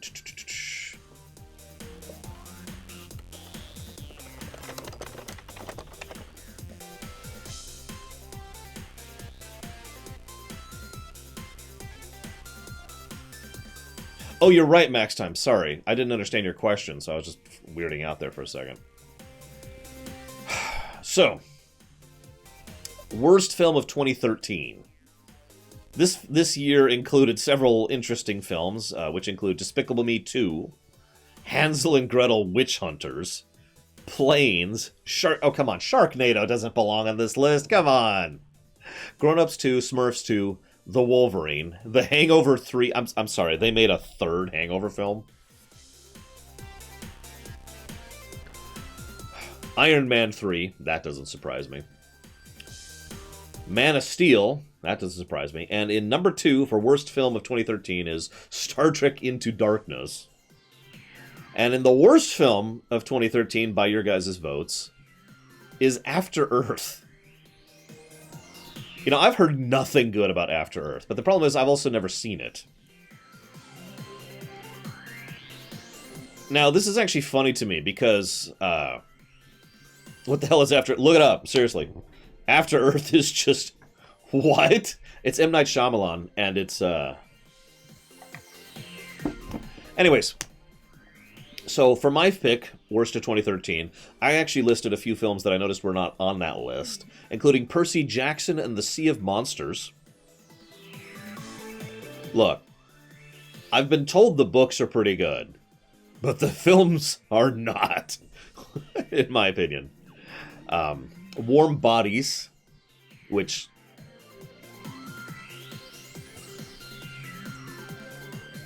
For those of you not aware, Warm Bodies is Romeo and Juliet, but Romeo is a zombie. And zombieification is something that can be cured with love. Star Trek Into Darkness. Honestly, I was really tempted to pick Star Trek Into Darkness for my worst film, but I couldn't. Because World War Z came out in 2013.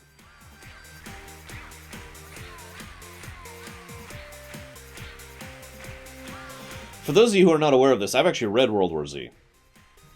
And...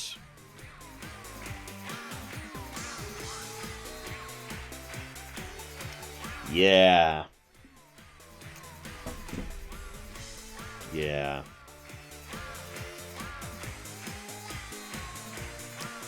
So now we have to best film of 2013.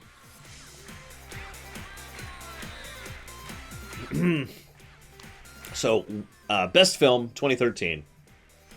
Yeah, no kidding, Monkey Nut. Justice League, The Flashpoint Paradox, Garden of Words, Kung Fu Panda 3, Great Gatsby, Gravity, I'm surprised that's so low, Hunger Games, Catching Fire, don't know which one that is, Man of Steel, Iron Man 3. And then in the fourth place, number 4 for top film of 2013 is Pacific Rim, which doesn't surprise me. In number 3 is Frozen, which doesn't surprise me. In number 2 is Hobbit 2, Desolation of Smaug. That surprises me. I wouldn't figure Hobbit would be that high up, given how much complaining and whining and moaning I hear about the Hobbit films, but okay. And number 1 best film of 2013, according to your guys' votes, is The Wolf of Wall Street, which I haven't seen. So, I can't comment on that one.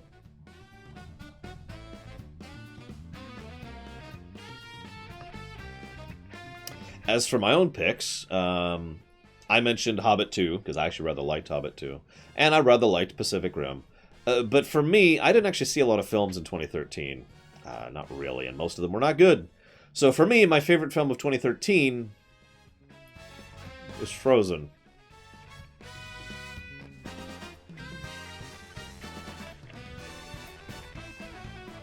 I will admit there are plenty of better films, but of that year, I'd put Frozen on the top. Yes, over Iron Man 3. I mean, I liked Iron Man 3, but... So, worst film of 2014. This is the year that saw 300 Rise of an Empire. This is the year that saw I, Frankenstein, Transcendence, Saving Christmas. This year saw the Teenage Mutant Ninja Turtles film. Yes, that one. This is the year that saw the RoboCop reboot. This is the year that saw 2 other films, which are actually surprisingly close on the list. In number 2 for worst film of 2014, Amazing Spider-Man 2. Yes, that's the one, Colgrim. And in number 1 for worst film of 2014, Transformers Age of Extinction. That would be Transformers 4 if you're keeping track.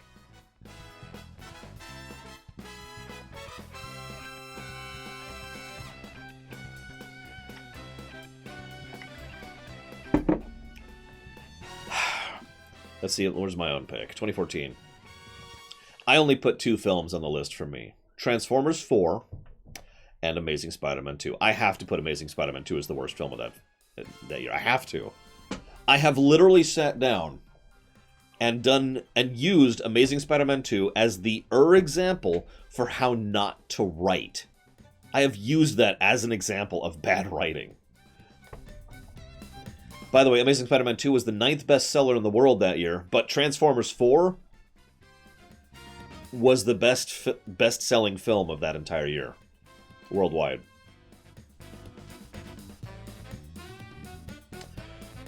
Best films of 2014. We got a few options here because we actually had some good films that year too.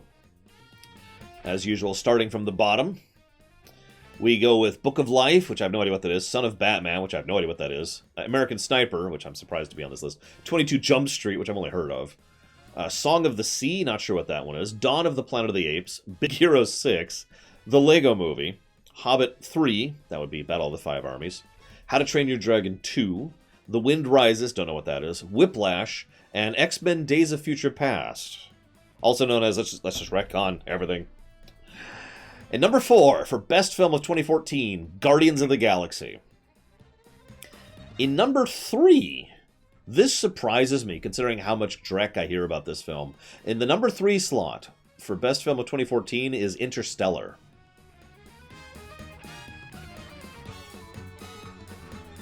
In number 2, John Wick.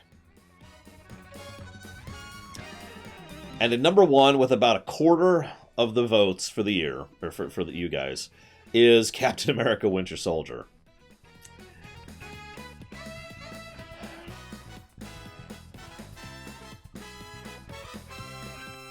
Yeah, a lot of good films that year. For my own pick, though, so obviously we had Guardians of the Galaxy, which I already mentioned, Winter Soldier, which is a really good film, Hobbit 3, which I actually rather enjoyed. Also, a film that wasn't on that list, which I enjoyed from 2014, was Maleficent. Anyone ever see that one? Angelina Jolie.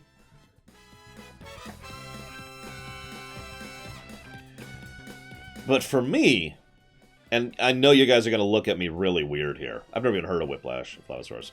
I know you guys are going to look at me really strange, but the best film of 2014 for me was The Lego Movie. Yes, it is Melkor Blade. I'm sorry.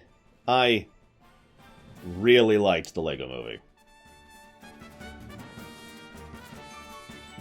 Moving on.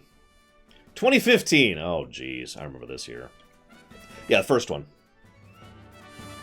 Worst film of 2015. So, starting at the bottom, Finding Dory. No votes. No one voted for that, by the way.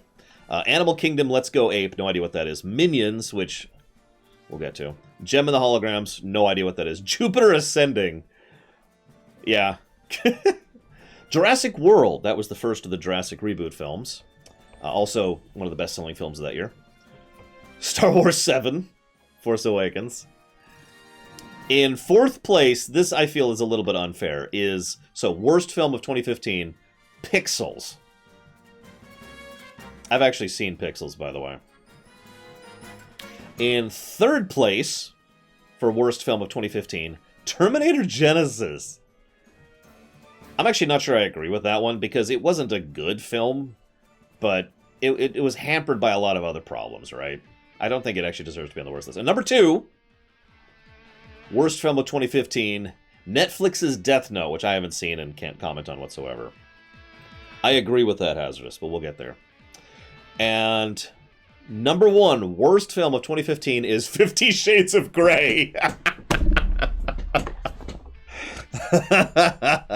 With a huge number of votes, by the way. Overwhelming majority. So for me, worst film of 2015. Now, I haven't seen 50 Shades of Grey. That's in my parentheses, though, for worst film of that year. And Minions. Also, some of you seem to have forgotten Fan Four Stick came out in 2015. You remember that one? I wouldn't blame you if you didn't. But no, the worst film of 2015 for me was Pixels. Oh my god. Pixels was not funny, which is never something you want from a comedy film. It wasn't good action. There wasn't good character moments.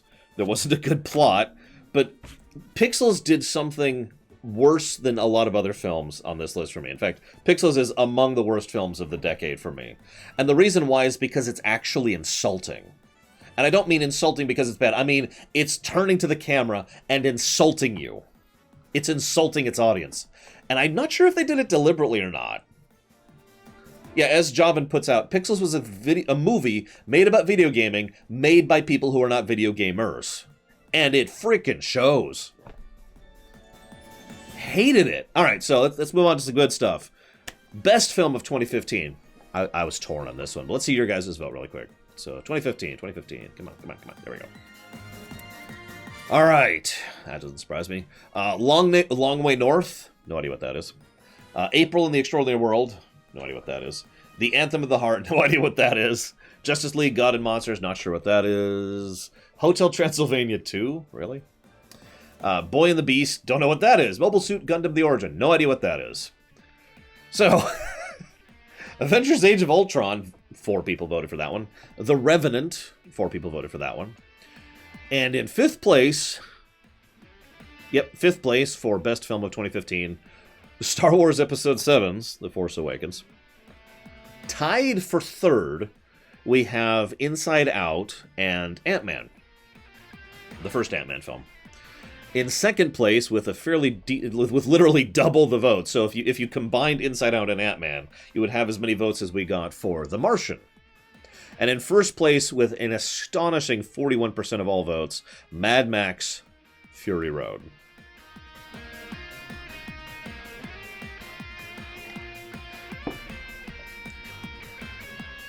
I was pretty torn myself. I was very torn. Because there were 2 films that I really, really liked that came out that year. One of them was Mad Max. I stand by it. I actually really liked Mad Max Fury Road. There was a lot of good stuff in that film. I mean, it's hard to explain if you haven't seen it, because most of the good stuff is on the technical side of things. The camera work, the stunt work, the way they did shots and extended shots. Like, there was a lot of really, really good production value going into that film. In addition to some good world building and character stuff and blah, blah, blah. But wonderful technical achievement. But I think I need to give it to Inside Out. Because Inside Out, holy crap. In addition to being your usual, Pixar, Disney, quality, whatever, I haven't seen that many films that have nailed exactly what emotional dissonance and general depression is, as well as that film. In a frickin' CGI pseudo-kids film. And that climax was awesome. But more to the point, to this day, girl. So, yeah, moving on. 2016. Let's move on to 2016. Keep pushing. Worst film of 2016, per your guys' votes. At the bottom, as usual, we have Batman the Killing Joke, Ice Age Collision Course, which I spelled wrong, Norm of the North, Sheep and Wolves, Sing, The Secret Life of Pets, and Huntsman the Winter's War, all of which have 0 votes. With very, very few votes, we have Warcraft. Oh, come on, guys. Legend of Tarzan, Finding Dory. Didn't we already have that? Angry Birds movie, X-Men Apocalypse, Assassin's Creed, Gods of Egypt, and Independence Day Resurgence. All of those combined have about 1/4 of the votes total. So the top 3 each have about 1/4 of the overall votes. 3rd worst film of 2016, Suicide Squad. Now, I actually saw that recently while my mom was visiting over Thanksgiving. We watched that. I didn't think it was that bad. I thought it was bad, but it was one of those films where it's like most of it is dumb and stupid, and then there's just moments of excellence weirdly peeking out. You know what I mean? It was just kind of... like, I'm just sitting here like, okay. Like, the villain was redunculous, right? Anyways, moving on. Yeah, anyways, number 2 worst film of 2016. Batman vs. Superman. That doesn't surprise me. Not really. Because ultimately, I mean, it's not that great of a film. Again, that was another film, and I've talked about this on camera. It's another film where there were moments of excellence surrounded by a lot of crap. But you guys voted for the #1 worst film of 2016. Again, all three of these are very close to being tied, though. But the one that won out in the end was Ghostbusters. And can I just say I'm proud of you for saying that? I'm being serious, because if you remember, for a while there, people refused to speak ill of that film for fear of, oh my god, they're going to be, like, anti-woman. No, that has nothing to do with anything. Stop trying to push that agenda. Ghostbusters was a bad film. The number of chromosomes of the characters doesn't matter when it's Drek. It was a bad film.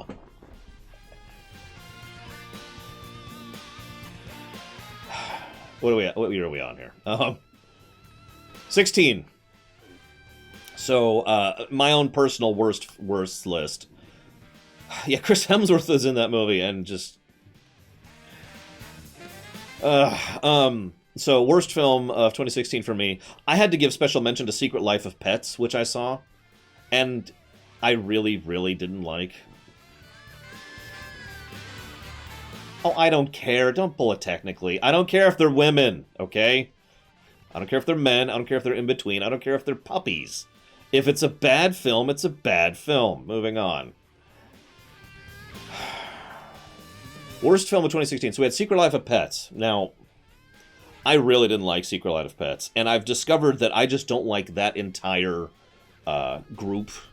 That studios stuff. Like, hang on. Let me pull up a list here. Give me just a second. Because there's a team. There's a specific CGI team that does those under the Illumination label. And like we've got Minions, we've got Sing, we've got Dr. Seuss's The Grinch, we've got Secret Life of Pets. Actually, apparently this is it. But, oh yeah, the Lorax. They did the Lorax. But yeah, it's like Despicable Me 1, I thought was okay. I'll give you guys that one. It's also the first film that they ever really made. But then you've got everything else.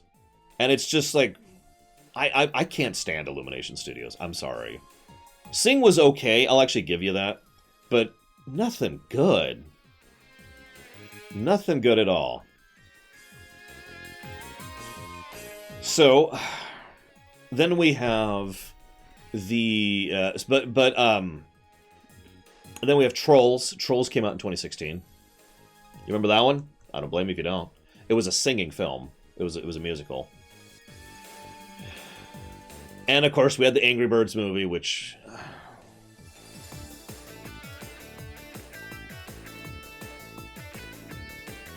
yeah.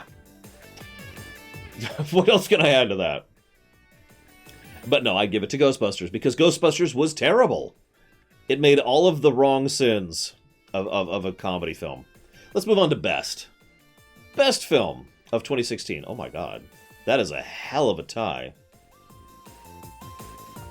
So, why is Sausage Party on this list? Okay, so, best film of 2016. No one voted for it, but Sausage Party. Justice League vs. Teen Titans, Dao Kyosei. Finding Dory. That's like the third time I've read Finding Dory. Fantastic Beasts and Where to Find Them. Kung Fu Panda 3. Red Turtle. Mobile Suit Gundam Thunderbolt. Warcraft. Wow, I got nothing. Star Trek Beyond. Kubo and the Two Strings. Moana. Doctor Strange, which these are all the no votes ones, by the way. Silent Voice and Your Name, which I have no idea what that is. At the top, 1, 2, 3, 4, 5. So in 5th place by a bit is Zootopia. And so close as to be tied are, for 4th, Captain America Civil War. In 3rd, Arrival? Really? Okay, sure. In 2nd, Rogue One, A Star Wars Story. That actually doesn't surprise me. It's a good story. It's a good film. And in number 1, by 1 vote, just barely beating out Rogue One, is Deadpool.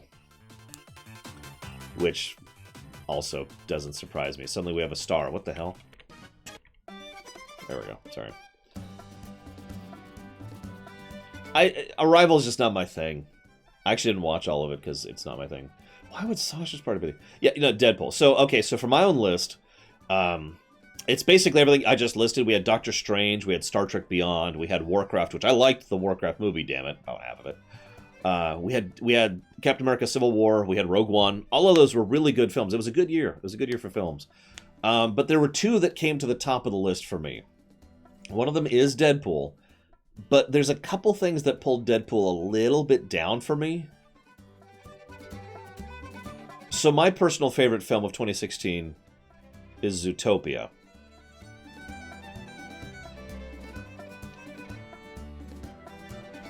And I swear I'm not biased just because it's the only rumination I picked in the last, 6 years. Zootopia is again, a very, very, very well done film. It's, as always, I feel like I'm saying this for a lot of my favorite films, there's a lot of detail. There is an insane attention to detail, and just tons and tons and tons of background foreshadowing going through that film. Like, we actually see the main henchman of the main villain in, the third shot of the film. It's ridiculous.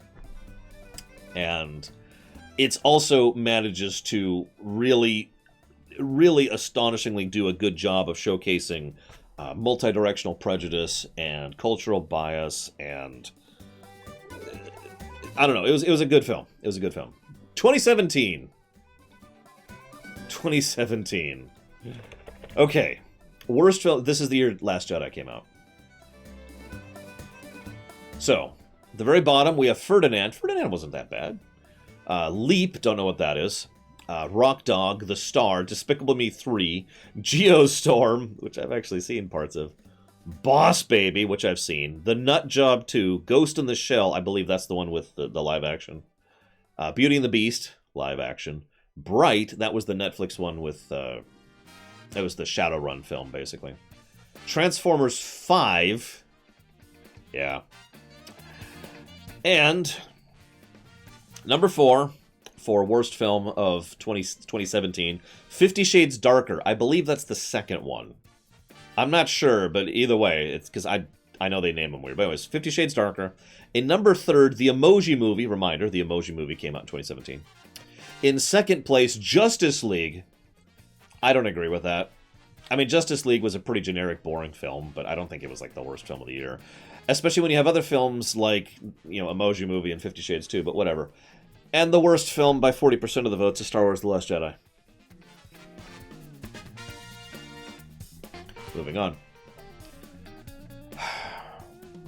My own picks. I had 3 votes for 2017 worst film. First of all, like I said, I did see a bit of Geostorm, which is just a dreck movie. But I also saw Cars 3 that year. But no. The worst film of 2017 for me is The Emoji Movie, because it's The Emoji Movie! I don't even have to make my case, but I'm gonna. See, here's the thing. The Emoji Movie is bad in... It's one of those things where it's bad in every way. At every level. Every single slice of that film was terrible. There's also the fact that the Emoji film... it's got really bad, out-of-date product placement. It's premised on the idea of the fact that your emojis walk around in your phone and have, an influence on what text messages you send. But then, all of that I could kind of bypass if it was funny, which it wasn't. And when I say it wasn't funny, there's a concept, I've talked about this recently. So, this is a niche, and this is broad. Make sense? I'm going to try really quick here.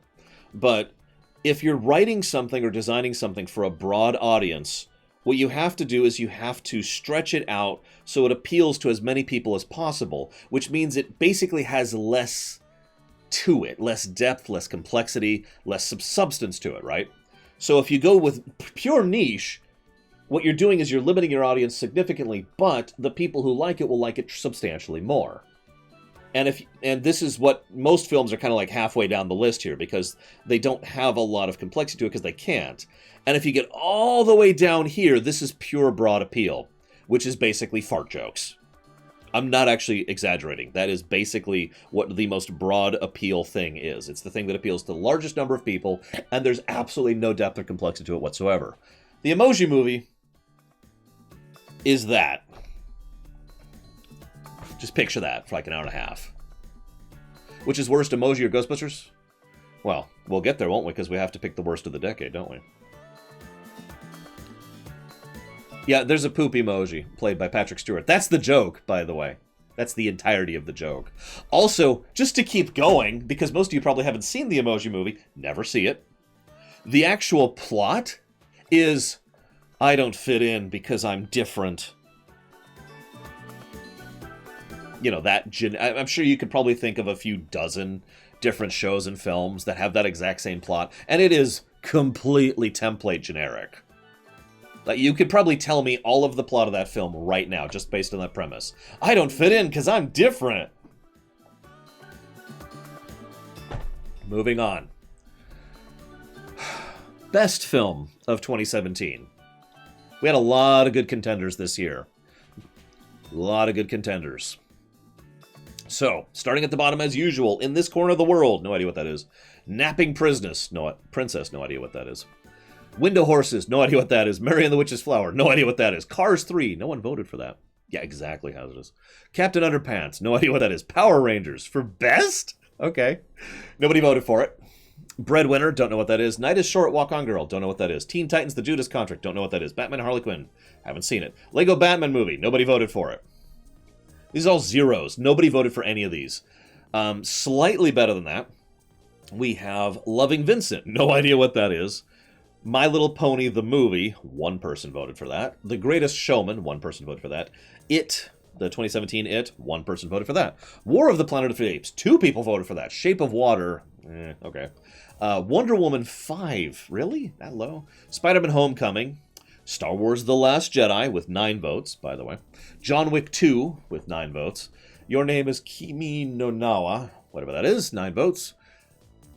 And tied for 4th is Coco, which is a Pixar film, and Guardians of the Galaxy Volume 2.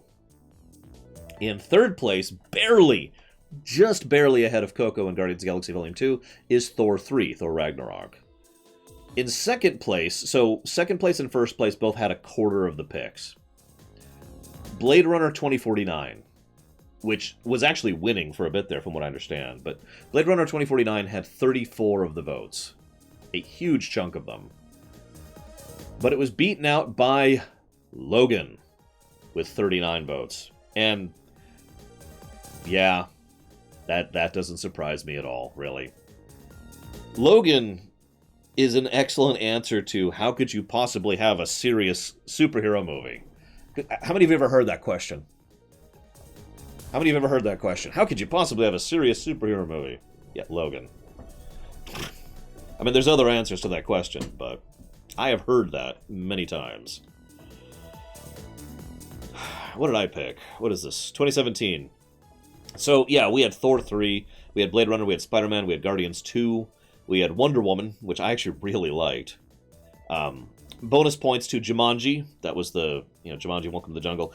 Again, haven't actually seen it, but I've heard it's actually quite good. But I picked Logan as well. It was really tough for me because I wanted to pick between Spider-Man Homecoming, Wonder Woman, and Logan. All 3 of those were really, really good. The problem was Wonder Woman had a few flaws which dragged it down. Basically, the entire final fight of Wonder Woman. Like, the entire last end of Wonder Woman is just whatever. And Spider-Man Homecoming did have a few flaws here and there, which dragged it down a bit. I think Spider-Man Homecoming was actually elevated a lot because of the villain. Holy crap. See you around, Seraphim. But I gave it to Logan. Because, Logan, I can only think of one major flaw to Logan, and it's the fact that their goal is to leave the country, and somehow that just makes them win. And that's never explained or discussed. It's just somehow they win because they leave the country. And that always bothered me.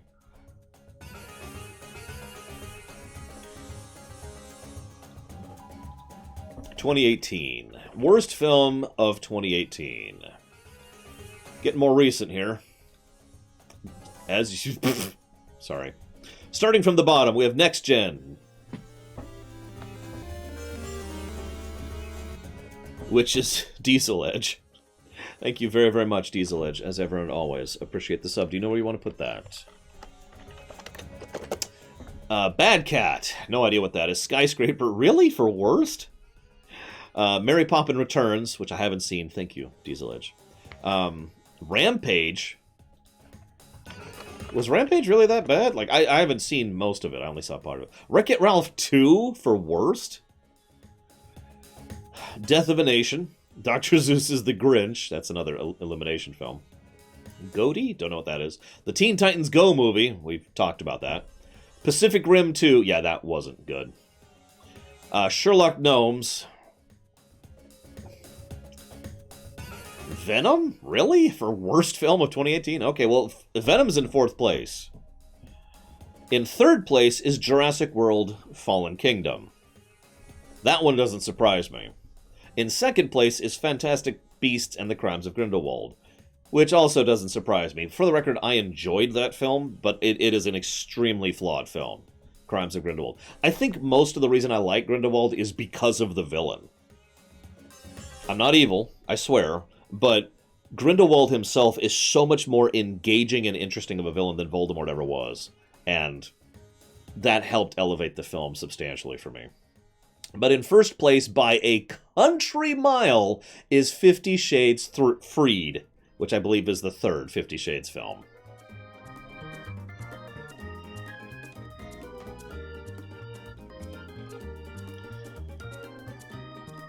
Now, for my own worst of 2018, I haven't seen 50 Shades. Why would I? However, I actually saw a lot of films that year that I didn't like. Now, I'm going to start with the one I didn't like the least, because I got to share this, because I didn't like Incredibles 2. Not really. Incredibles 2 had, like, 2 good points to it, and for the most part, I didn't enjoy it at all. I mean,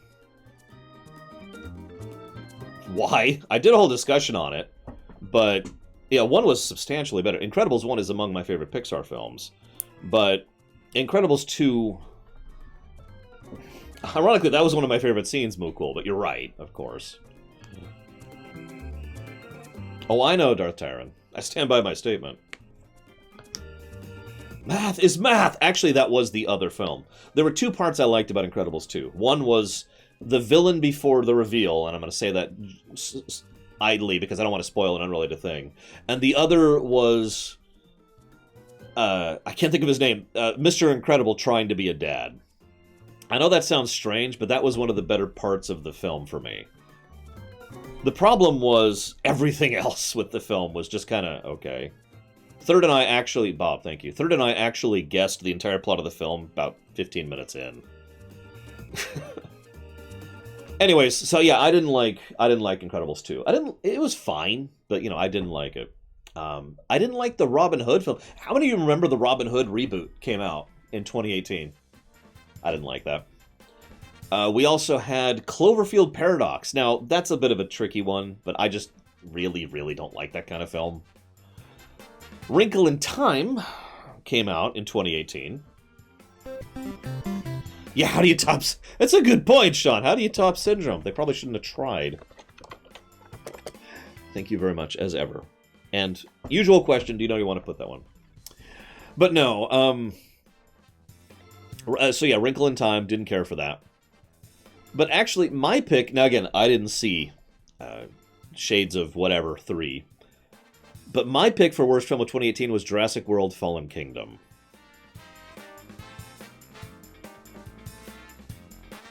Because there's 2 reasons, and hang on, I'm gonna explain this one here really quick. Give me just a second. I meant to have this up, and I didn't, apparently. I'm an idiot. Hello, Ronzada. You are awesome. Thank you very, very much. I'll put that towards Baldur's Gate 3. Thank you.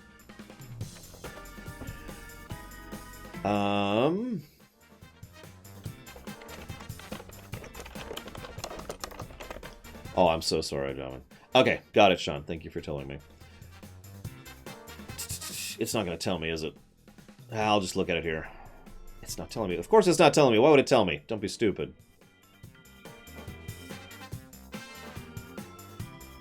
God, I really don't like how Box Office Mojo has changed their website.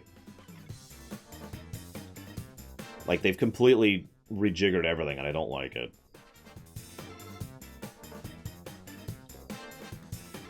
No. It kind of does, doesn't it, Dakota? Here we go. Okay.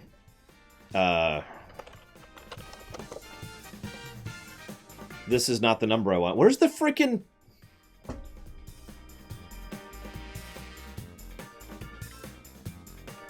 You know what? Whatever. The movie made a lot of money. That's what pisses me off more. The movie made a lot of money. That's in addition to the fact that it was generally a bad film.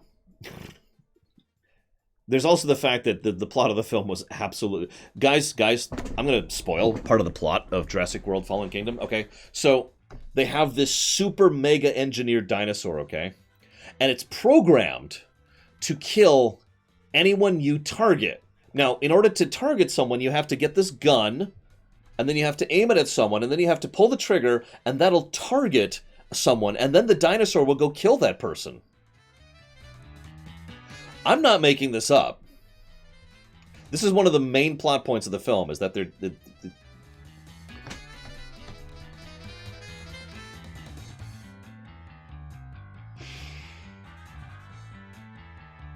Yeah! So let's do best. What are we at? We're at 2018, right? Yep, best of 2018. I can already tell. So this sucked for me. Because actually 2018 was a really good year for films for me. But I'll cover your guys' first. So, we had Maquia, no idea what that is. Smallfoot, no idea. Early Man, no idea. MFKZ, no idea what that is. Hotel Transylvania 3, Pacific Rim 2, Suicide Squad Hell to Pay, Batman Gotham by Gaslight, Batman Ninja, Liz and the Bluebird, Flavor of Youth, I don't know what any of these. Bumblebee, which got 0 votes, by the way. Solo, A Star Wars Story. Black Panther, which got 1 vote. Ready Player One, Incredibles 2, Venom, Mirai, Aquaman, Fantastic Beast, and the Crimes of Grindelwald.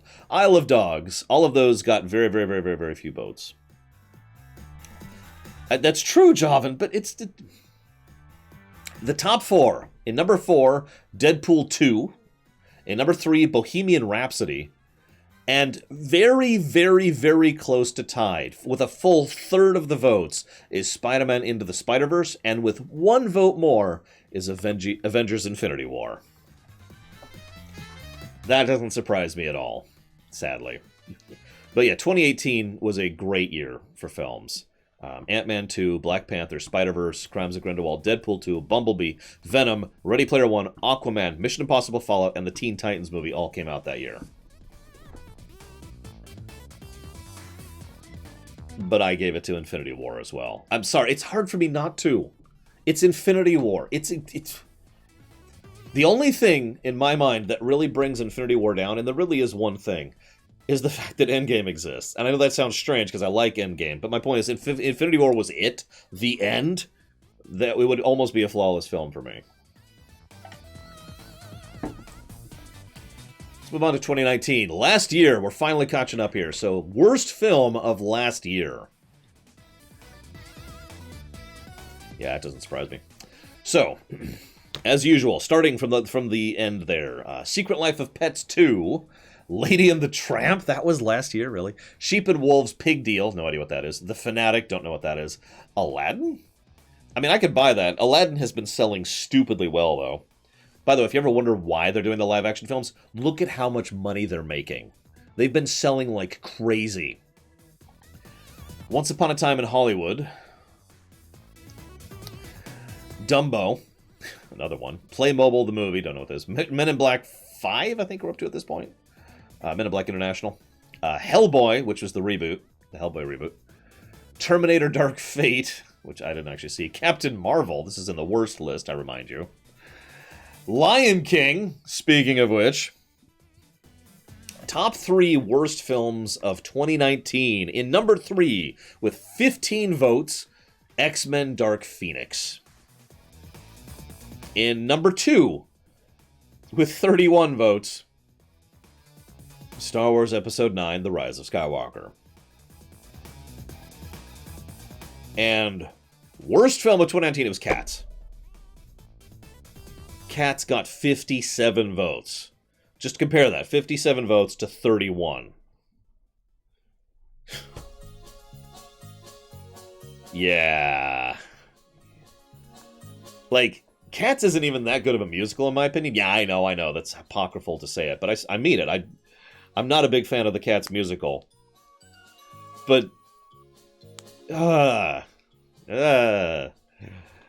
my worst of 2019 is Star Wars. No, I'm kidding. My worst of 2019 is on this list somewhere. Here we go.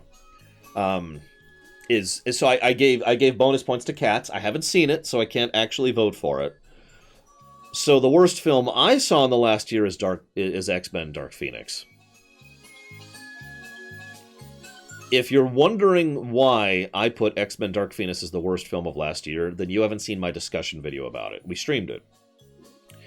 And the first 10 minutes start out surprisingly good. Like weirdly good. And then it's very obvious they just suddenly didn't have a script. Or even Third pointed out, and Third isn't an analyzer, but even Third pointed out, this is a first draft script. What in the world is this? The dialogue was actually atrocious. It's worth noting that I didn't actually see that many bad films last year, so it's between X-Men: Dark Phoenix and blank. Because that was the only bad film I saw last year. Best film of 2019. So let's see here. Oh, wow. Okay. So, Invader Zim, Enter the Florpus, 0 votes. Queen's Corgi, 0 votes. Lego Movie 2, 0 votes. Reign of the Supermen, 0 votes. Batman vs. Teenage Mutant Ninja Turtles, 0 votes.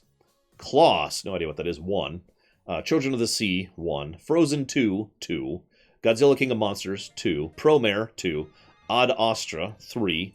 Detective Pikachu, 3. How to Train Your Dragon 3, 3. Toy Story 4, 4. Just doing this to piss me off, aren't you? Alita Battle Angel, 5. Shazam, 5. Star Wars Episode 9, Rise of Skywalker, 6. Now, I'm listing the numbers here because all of these are in the below 10 range. Then we have John Wick 3, which has 10 votes. In number 2, with 56 votes, keep in mind that jump. We went from 10 votes for John Wick 3 to 56 votes for Avengers Endgame. And then we go from 56 votes up to 65 votes for Joker for the best film of 2019. Again, I haven't seen Joker, but that admittedly surprises me.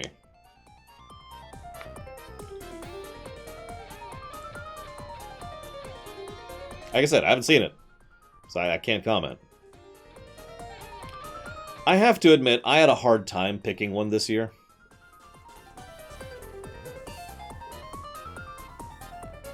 Because we had Spider-Man Far From Home, which I did really like. I liked Captain Marvel. I liked Toy Story 4 a lot. I liked Detective Pikachu way more than I thought I would. And I liked Endgame. But my favorite game of last year was Lego Movie 2. I want to explain that a little bit. So, I've already explained why I love Lego Movie 1. Did I say game? Sorry, film. I call everything a game. I do it all the time on recordings, too. I'll say, at the end of this game, while I'm talking about a Star Trek episode, best film is Lego Movie 2. Because I already explained why I liked the film Lego Movie 1. When you have a really smash success film, it is astonishingly hard to follow that up and make it still be good. Especially to make it really good, right? But somehow, by some miracle, Lego Movie 2 actually managed to keep the same level of quality as Lego Movie 1 for me. And I am just blown away that they actually managed that. Also, it's a film all about brothers and sisters. So I have to admit some sentimental bias there. 2 more things, guys. Worst of decade, best of decade. Yeah, the tone was fantastic. It's hard to be funny and heartwarming. It is legitimately very difficult to pull that off, and by God, somehow they managed it. So, worst film of the last 10 years. Let's go with your guys' votes. Oh, thank God. Okay, so, sorry. I was looking at the top really quick. From worst to best, we have Dr. Seuss's The Lorax, Despicable Me 3, Saving Christmas, Norm of the North, Transformers 5, Fantastic Beasts and Crimes of Grindelwald, Minions, Sex and the City 2, Jack and Jill, Battleship, Twilight Saga Breaking Dawn Part 2, After Earth, The Emojis Movie, Movie 43, I don't actually know what that is, Cats. In fourth place for worst film of the decade, Ghostbusters, with 12 votes. In third place for worst film of the decade, Batman vs. Superman with 14 votes. I'm a little surprised by that. In second place for worst film of the last decade is Star Wars Episode 8. And in first place for worst film of the last decade is The Last Airbender. Probably deserves that slot. But you're probably thinking, Laura, what's your worst film of the decade? Emoji Movie! No, really. As I already tried to examinate, and as I already tried to explain, the worst film of the decade for me is The Emoji Movie. As I said, it was bad, bad, bad, bad, bad, bad, bad, bad. There, I actually counted them out. It was horrifying from top to bottom. So again, I've already... Pixels is not even on the same page as The Emoji Movie. Pixels is insulting. The Emoji Movie is all bad. Down to its rotten core. Best film of the decade. Let's do this. Best film of the decade. That's a spread. Oh my goodness. No overwhelming winner for best film of the decade. So... Are they seriously making an Emoji Movie 2? Why? Oh, the reason I saw the Emoji Movie is actually very simple. Pure curiosity. As I said, I can't say I was expecting it to be, it's unexpectedly bad. No, I expected it to be bad. I will admit I didn't think it was going to be that bad. I really did. Emoji Movie might actually be one of the worst films I've ever seen ever. Like, I'd like to say Birdemic, because I've seen Birdemic, but the problem is Birdemic is a crap amateur film, made in a crap amateur way. The Emoji Movie was made by a AAA studio with a lot of money backing it.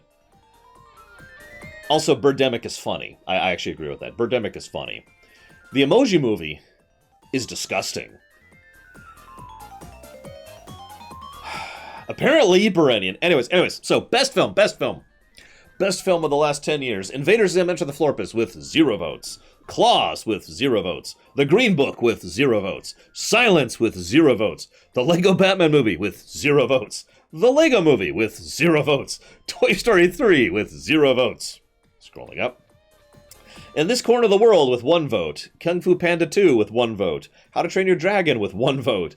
Hobbit 3 with 1 vote. Frozen with 1 vote. Guardians of the Galaxy 2 with 1 vote. Infinity War with 1 vote.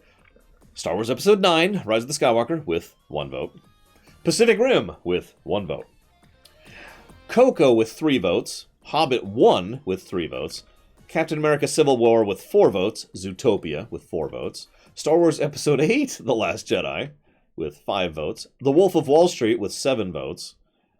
Captain America Winter Soldier with 8 votes. Your Name Kimi no Nawa with 8 votes. And...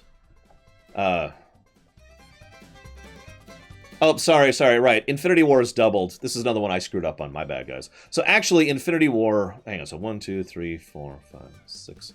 So in 6th place, with 11 votes, is Spider-Man Into the Spider-Verse. In 5th place, with 12 votes, is Infinity War. I'm still wrong. Tied for 4th place. Tied for 4th place... with 12 votes each, is Avengers Infinity War and Logan. In 3rd place, for best film of the decade, with 13 votes, is John Wick 1.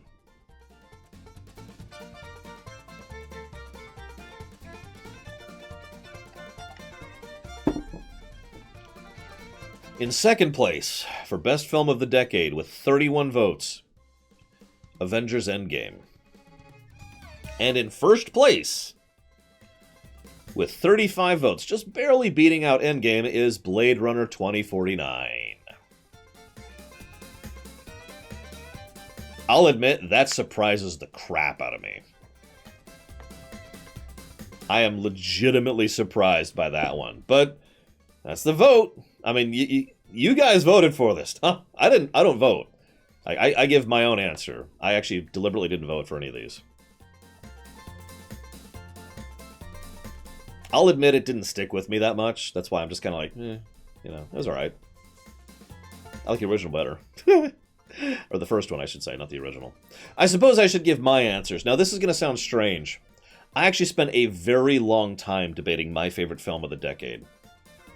And there were 3 that all kind of tied for me. I don't think I can pick from these. I really don't. Answer number 1, Infinity War. I've already explained this. If not for the fact that it was all undone by Endgame and blah, blah, blah, Infinity War would be a near-perfect film for me. Absolutely fantastic film. Number 2, Zootopia.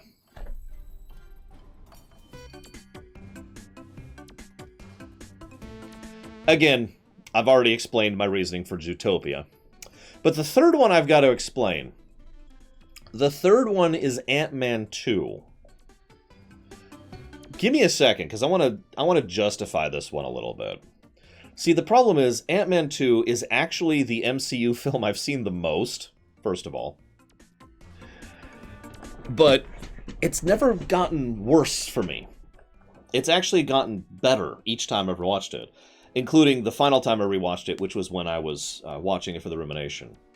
Now, I want to explain why. So, first of all, Ant-Man 2 doesn't really have a villain, and doesn't really have anything or anyone to overcome other than just occasional circumstances.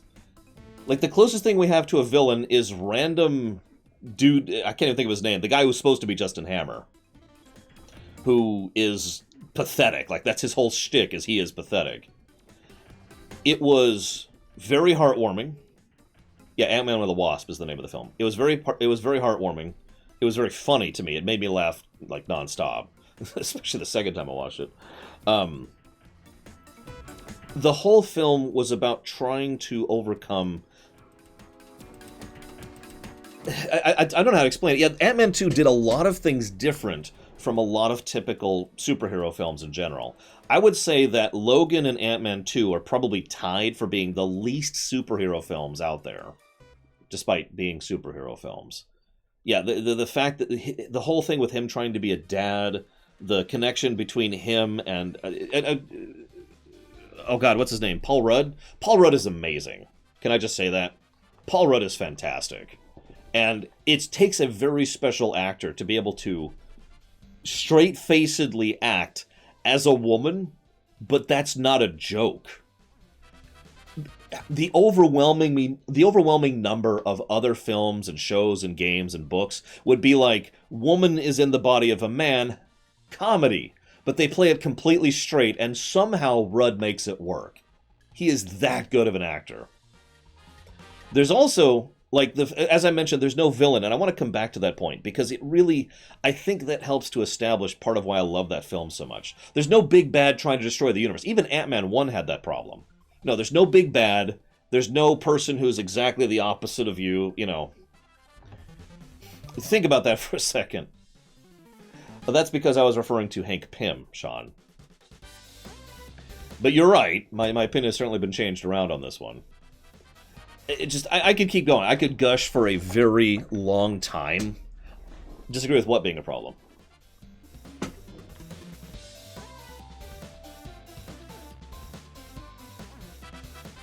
Now I gotta know what Takoita's talking about. No, the lack of antagonist is one of the best parts of the film. That's what I'm trying to say. It's fantastic that there's no actual antagonist. There's multiple ticking clocks, and there's multiple conflicts, but the way they're processed through, it feels far more natural and fluid than, ha ha ha ha, I can also shrink, but I've got lasers on my back. No, I love Ant-Man 2, unironically and fantastically. So anyways, moving on. So that's all the film stuff. No, she's actually not, Zeiss. If you're paying attention. Oh, yeah. What you probably heard, Takoita, is Ant-Man 1 had that problem. Ant-Man 1 had the problem of needing an antagonist. So now we're going to do a bathroom break. I'm not. You guys can. No, we need to switch playlists, actually. I actually have a second playlist for this one. Next category we're going to cover is community votes. This shouldn't take nearly as long. We're actually probably through most of the stuff. Hey, Zira, you've missed a lot of stream. So, community stuff. I felt this was a good playlist for community. Let me go and get a timestamp here for community.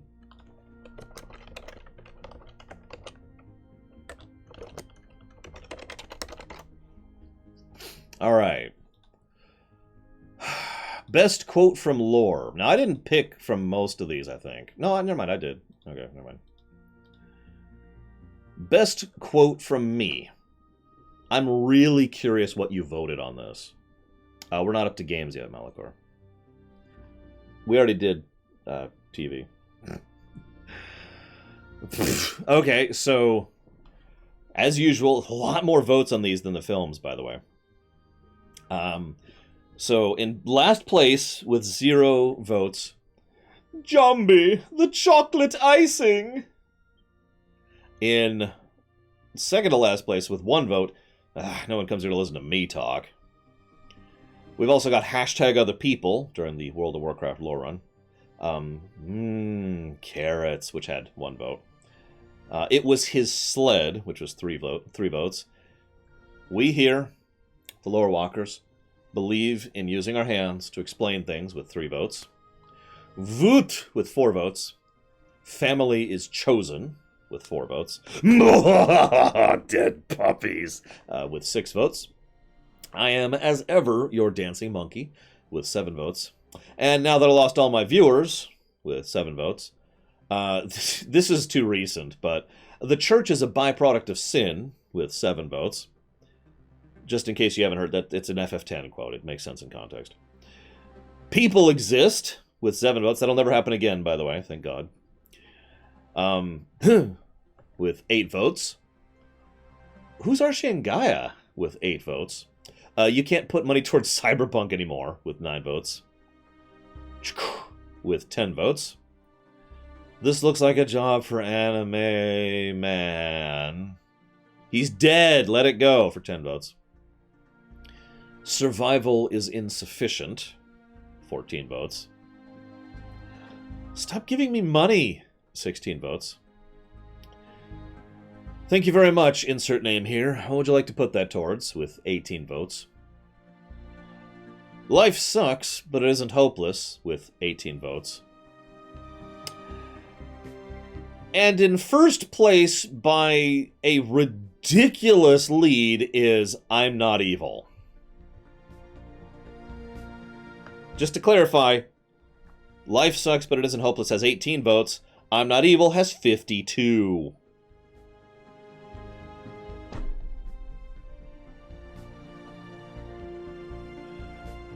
Oh my god, you guys. Killing me. By the way, my personal pick was Life Sucks But It Isn't Hopeless. Chat's best quote. So the best thing that you guys say. There was very few ones here. Results. That's a hell of a spread. Wow. So, in last place is Command & Conquer 2 with thank you very much for the sub. Usual question as always. Let me jot that down quick before I forget.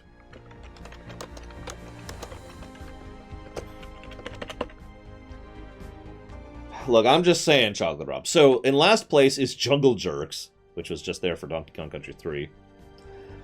When does the stream start? With 7 votes. Hail Hydrate with 16 votes. Greedfall, you got it. Thank you again, Command & Conquer. Where was I? Hail Hydrate with 16 votes. Lore Stab with 31 votes.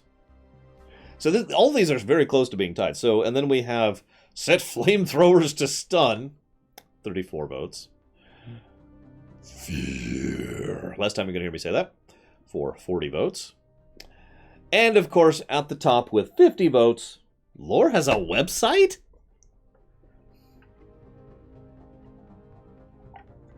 Yeah, Flamethrowers to Stun was from STO, because you can literally use a flamethrower stun setting in STO, so that kind of became a thing.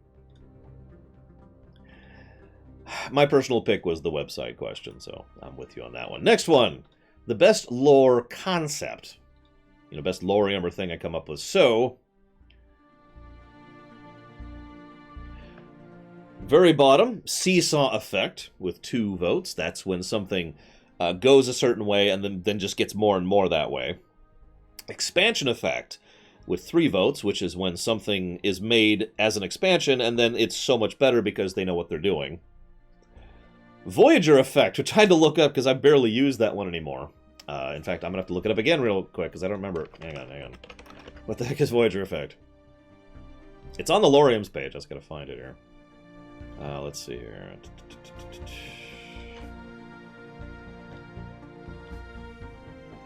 There we go. Voyager effect, a concept referring to something that had great potential, an awesome premise, but absolutely failed to fulfill on it. There you go.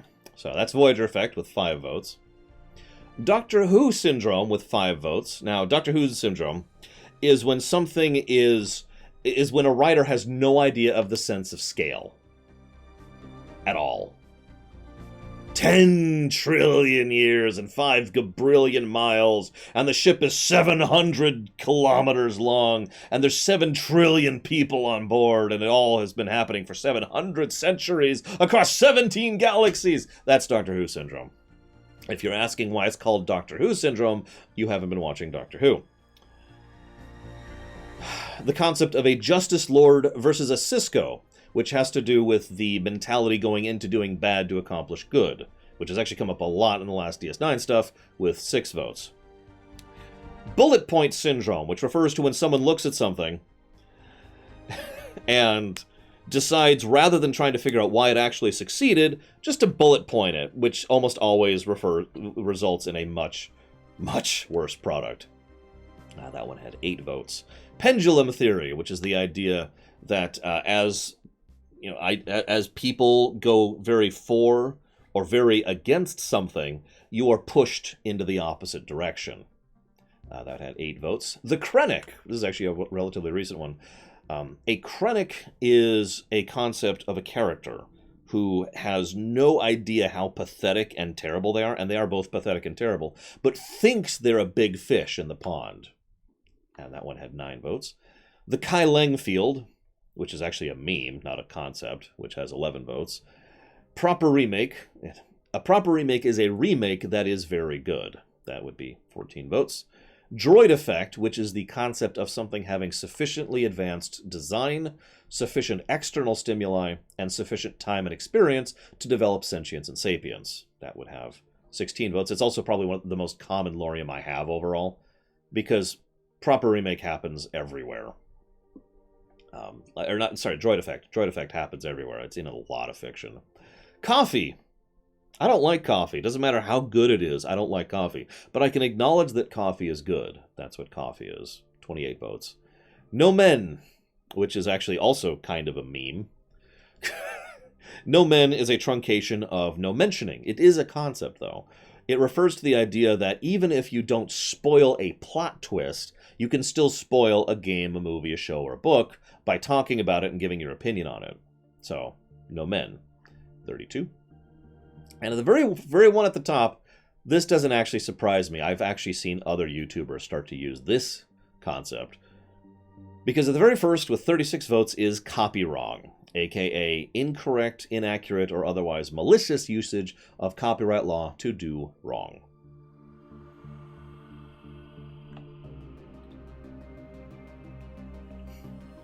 Now, I was thinking about this one, and I mean, like I said, droid effect is all over the place. Coffee, very common. Copy wrong, obviously a very common problem.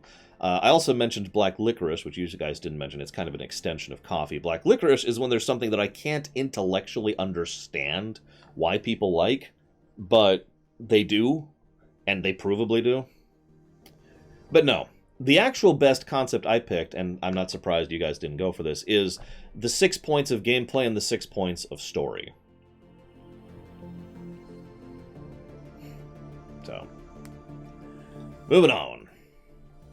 What's the next one? Best rumination. So which of my ruminations did you like best?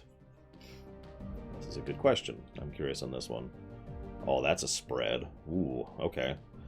So, dead last, the Hobbit trilogy with 0 votes. Nier Automata, really, with 1 vote. Horizon Zero Dawn with 1 vote. Iron Man with 1 vote. Dark Souls with 1 vote. The entirety of the MCU Phase 2, which just finished, 2 votes. Blade Runner with 2 votes. Sid Meier's Alpha Centauri with 3 votes. The MCU Phase 1 with 4 votes. Puella Magi Magica with 4 votes. Mad Max Fury Road with 5 votes. Zootopia with 7 votes. Yeah, I can see that. I thought it was a pretty decent one, too. Chrono Trigger Proper Remake with 8 votes. The Star Wars Sixology with 9 votes. The entire Star Trek series, which was all 13 films, that was 10 votes. Now, this is unique because this is the only television one on this list. Star Trek Voyager Lamentation Threshold with 11 votes. Knights of the Old Republic 2 Proper Remake, that would be 13 votes. The Lord of the Rings Trilogy. Now, at this point, these are all very close to being tied, basically. So, Lord of the Rings Trilogy at 19 votes. The Mass Effect Trilogy at 21 votes. By the way, we're getting a proper remake of the Mass Effect Trilogy Rumination this year. Hope you enjoy that. At 21 votes. Dragon Age Origins Proper Remake. 21 votes. That's tied if you're paying attention. So, Dragon Age and Mass Effect are tied. That amuses me tremendously. Witcher 3 Ruminations. 27 votes. And at the very top, just barely, literally 1 more vote, at 28 votes, Undertale. I have to admit, that one surprises me a little bit. I wasn't sure I could pick a favorite rumination. I tend to not like my own ruminations or my own work, but if I had to pick, I'd probably go with the Dragon Age Origins remake or the Lord of the Rings Sixology. I poured my heart and soul into both of those ones. I mean, I guess I do that a lot, but whatever. Meanwhile, Best Lore Walkers Meme. That's also a hell of a spread. So, jeez, there's a lot here. So, I shall rule on high as Sultan with 0 votes. Hardware Limitations. I don't actually recognize that one from 0 votes. Chair Senpai, who has been dead for years at this point. 0 votes. Anime Man with 0 votes. I'm proud of you. You gotta have faith with 0 votes. Attack Bomber Complete with 0 votes. Frostmourne Hungers with 1 vote. I think that enemy got the point, which actually isn't my meme. 1 vote. Furt, which we have an emote for, with 1 vote. Chasm, which we have an emote for, with 1 vote. Vampires, I mean, that was a trend for a while there, wasn't we? My God. With 1 vote. It's actually technically my longest rumination ever, Blue Wolf Alex, depending on how you define it. Void Yoshi, who's right here. Yoshi! With 2 votes. This one's weird. This isn't actually a meme. It was a quote I said during the Breath of the Wild premiere run. I said, this is for Ganondorf when I defeated the last boss. 2 votes. Look, hey, Bragon. I survived consumption with 2 votes. Not Evil with 2 votes. In contrast to the other thing. Sturgis Teller with 2 votes. Gilfa Goanna Gilfa with 3 votes. Girl 4 votes. Lord knows that one was pushed up because like a lot of the games we played recently have been doing that one. Yeah, for those of you who don't remember, Consumption was from Crusader Kings 2. I don't have the monocle anymore, but this world is imperfect, which is also a ProZD meme. 8 votes. Look, I've been to space, yo, with 8 votes. The Kailang Field with 8 votes. No Men for 9 votes. Fear. I said I wouldn't say it again. I lied. 9 votes. Oh, I threw it away, Veldrix. I don't have any use for it.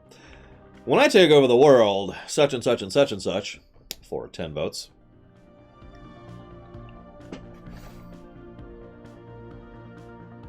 For 10 votes. What is glass but tortured sand? And related for 11 votes. I need to do this one properly.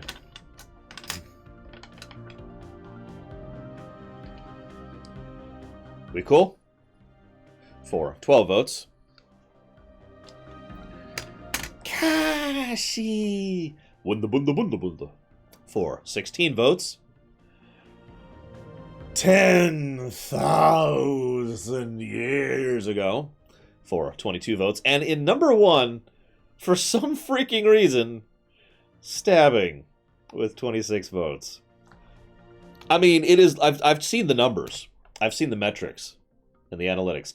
The stab emote is by far the most used emote in my channel. By a huge margin. I'm not complaining. I get it. Everyone likes to stab. You ask me why I like to stab. It's not me. Mugu Mugu. Actually, Sugar Magoo is what you're thinking of, Myron. Can everyone stab Javan for pointing that out really quick, please? Thank you. Now, we've got a little bit of a miscellaneous category here. I'm just going to leave the Stellaris thing. We've only got two votes under the Stellaris, or stars, under the miscellaneous. The biggest fall from grace and the biggest turnaround. So, let's start bad, of course. I'm sorry, Max Time. So for you guys, Creative Assembly. Who? Hang on. Who's Creative Assembly? Creative Assembly. Who are these people? Oh, they made Total War. Okay. Well, anyways, so biggest fall from grace, Creative Assembly. Sure. 0 votes. Wargaming. Ooh, hang on. Wargaming. Oh, World of such and such. How is that a fall from grace? Anyways, 0 votes. E3, the Electronic Entertainment Expo. 1 vote. Games Workshop. Haven't they been getting better? I don't know. 1 vote. Activision. 1 vote. Web design, just in general, I guess. Sure, 2 votes. Epic Games, 3 votes. Now, I disagree with that one. They've always been dragged. Guitar Hero. Has Guitar Hero been in this decade? 3 votes. Game manuals. Now, game manuals, as in physical ones, that we used to get a bunch of, 9 votes. Telltale. This is the first one on the list that I'm like, yeah, okay. Because Telltale, I mean, I really, really, really like quite a few Telltale games. But Telltale died so quickly and horrifically that I still have trouble explaining it. Because most people are just like, oh, so they went out of business? No, you don't get it. They exploded so fast. I've talked about this before. I'm not going to cover it again, but yeah. So anyways, Telltale, 12 votes. Disney, 16 votes. What did Disney do? I hate to sound like that. I mean, I guess there's the live action films, but, like, how is Disney a fall from grace at this point? Disney is evil, but that's not new. At all. If anything, I would say Disney is basically doing the exact same stuff they've been doing for the last 80 years? Something like that.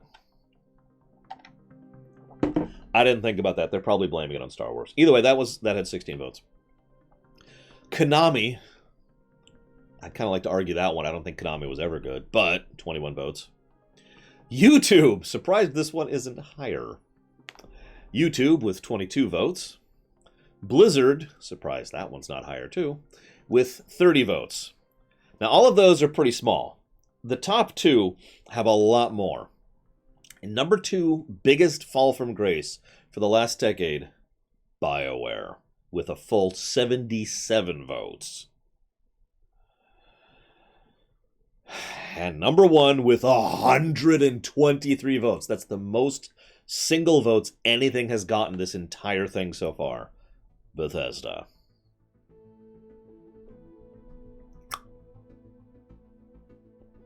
Now, Third and I actually were discussing this. I was hanging out with him last Tuesday.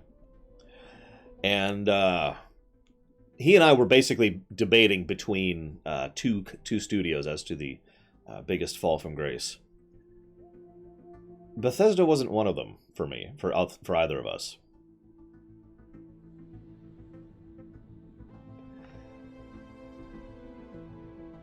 See,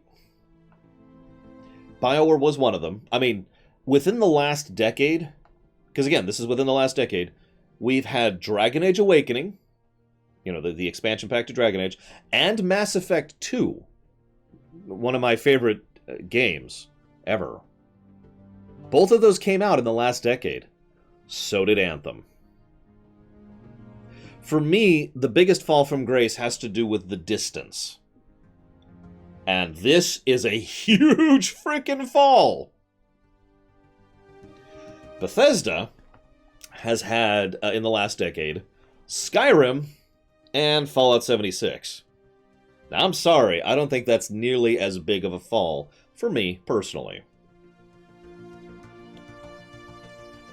Now, I'm one of those people who didn't like Skyrim that much. I mean, it's an okay game, but it was pretty average for me.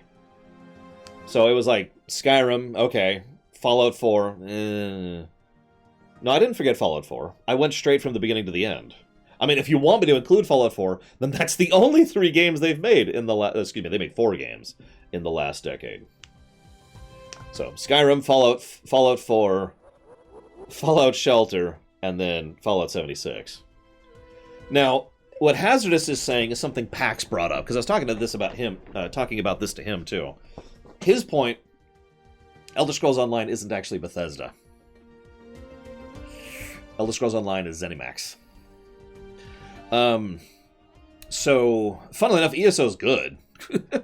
Although it didn't start good. ESO did the opposite. It got better. But anyways. But yeah, first of all, thank you very much, Muhammad Elvis. If you want to put that towards something, let me know. For me, Bethesda has done so much in the last year and a half to burn goodwill and just to screw up over and over and over. I get it. But for me, the summit that BioWare plummeted off of is so much huger. But actually, I'm going to pick Blizzard.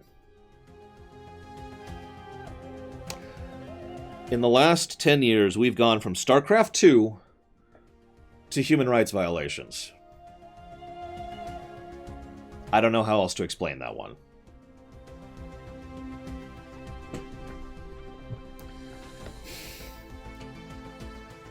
It is admittedly not just because of Hong Kong, but for me, Blizzard has been a fairly long, solid... I'm not even excited for Warcraft 3 Reforged later this month. Thank you, Command & Conquer 2. Hang on, so is Max Payne 2?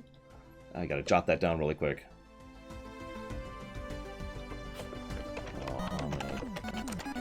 Damn it, stop giving me money. 26, Max Payne 2. Oh god, why are these happening? And there's Command & Conquer 2. Do you want those to go to Greedfall, Command & Conquer 2? Oh my god, it's a sub bomb. That's why it's happening.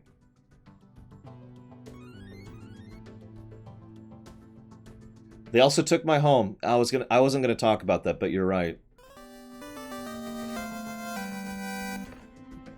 You got it, Command & Conquer. Yeah, so hang on. This song is called Luminescence from Stellaris. Actually, it's a card game, Chocolate Rob, which is even stupider. Sadly, I did too, Max Time. That merger has been, in my opinion, nothing good for that company.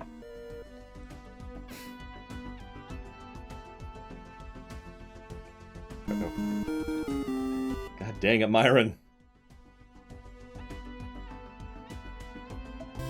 I mean, I haven't even bought Mengsk for StarCraft 2, and he actually looks like he's fun. Like, Tessie and I very briefly poked at it, and it was like, yeah, this is cool, but I ain't buying for this. I haven't even pre-ordered Shadowlands. That is the first time that has ever happened. I have not pre-ordered an expansion for World of Warcraft. Thank you very, very much, Myron, as ever and as always. Very much appreciate, sir. Thank you. And if you happen to know where you want to put all those massive number of sub-stores, please let me know. By the way, just to be clear, I know it's technically not on the forbidden list, but I refuse to do a premiere run of Shadowlands. FYI. Yeah, Blizzard has been screwed over twice. First by... Oh, I can't think of the name. Oh, I used to know this, because I studied this, and I was actually... Let's not get into that. They're screwed over by a company. No, not Viacom, although it's... Vivendi, there we go, Vivendi. I knew it started with a V. But Blizzard was massively screwed over by Vivendi.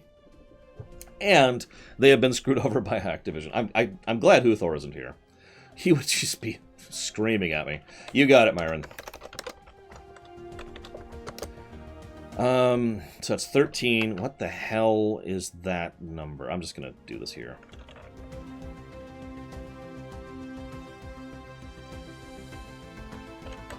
Chrono Trigger.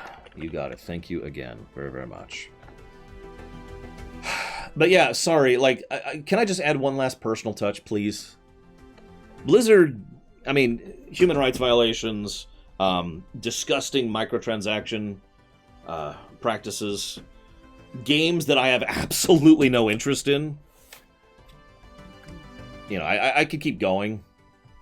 No, I do not, Miranda. Has any other EA company ever gotten back to being good, ever? In the last 30 years?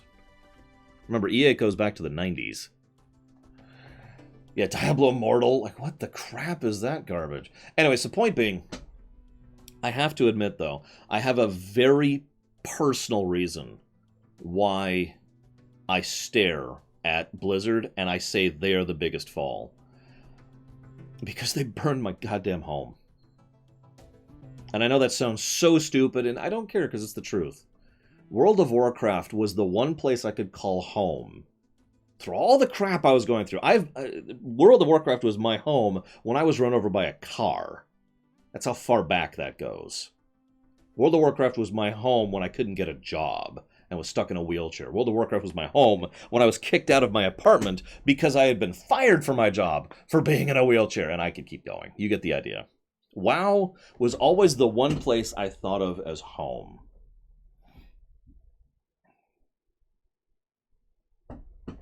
Moving on. Let's talk about something more positive. Biggest turnaround. So, the exact opposite. Going from the worst to the best. So, a lot of votes on this one. The very bottom, we have Riot Games for 4 votes. I'm surprised by that one. Final Fantasy 15. Surprised by that one, too. 4 votes. Netflix. That's funny. 7 votes. I mean, for those of you who don't remember, Netflix was actually going bankrupt for a bit there. I thought they still have some money issues, but they're doing better. Elder Scrolls Online. Yeah. ESO started off crap and is actually a legitimately good MMO right now. 8 votes. Diablo 3. Yeah, I could see that one too. For those of you not aware, when Diablo 3 launched, it was a good game, I would say, but it was substantially flawed. Diablo 3 compared to when Reaper of Souls came out, or even now, big difference. The Sonic movie. I should disqualify this one. It's not even out yet, guys. Come on. 8 votes. Sony. This one confuses me. What has Sony done to get better? I suppose, I guess I don't mean that, like, they suck. I mean, like, aren't they still just kind of the same general quality level they've been? I mean, the PS3... Yeah.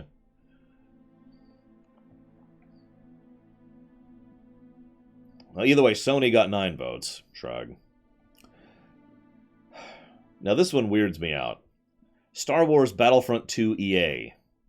17 votes. I never went back to play it, so I actually can't talk about that. Nintendo. 34 votes.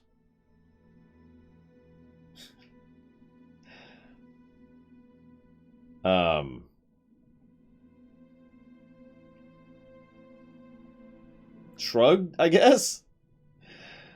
I mean, see, that's what confuses me. I guess, again, I don't think in the same direction you guys do, because the Wii U didn't sell well, but the Wii U was good.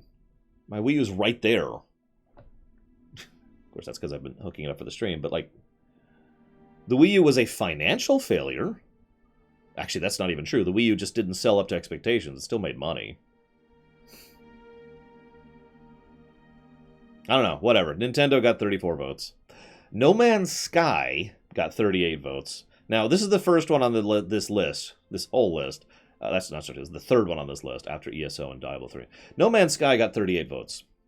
I'm actually okay with that because No Man's Sky... We've actually done 2 streams of that game, if you remember. We streamed it when it came out, and it was garbage, and we streamed it much later. We did our very first ever finale run, and it was astonishingly better. I was having much more fun with it, so definite props to No Man's Sky. In third place... Yeah, they don't do that to me, Baron. I don't make ad revenue. But I get your point. Third place with 41 votes. Capcom. I'll talk about that one in a minute for reasons that'll become apparent. Let's move on to the second place one. In second place for biggest turnaround of the last decade is me with 44 votes.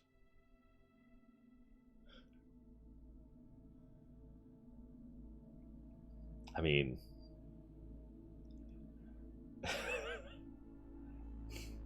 I have literally nearly died in the last decade. That's not a joke, not an exaggeration. I'd like to think I'm doing better about the show. I don't know. I can't judge that. I try. Thank you. And in first place is FF14 with 66 votes. That doesn't surprise me. Final Fantasy XIV is... I've talked about this before, and I want to stress, without memeing, without exaggeration, without any kind of hyperbole, FF14, when it came out, is the worst MMO I have ever played in my life. It was the bottom of the barrel. Very bottom.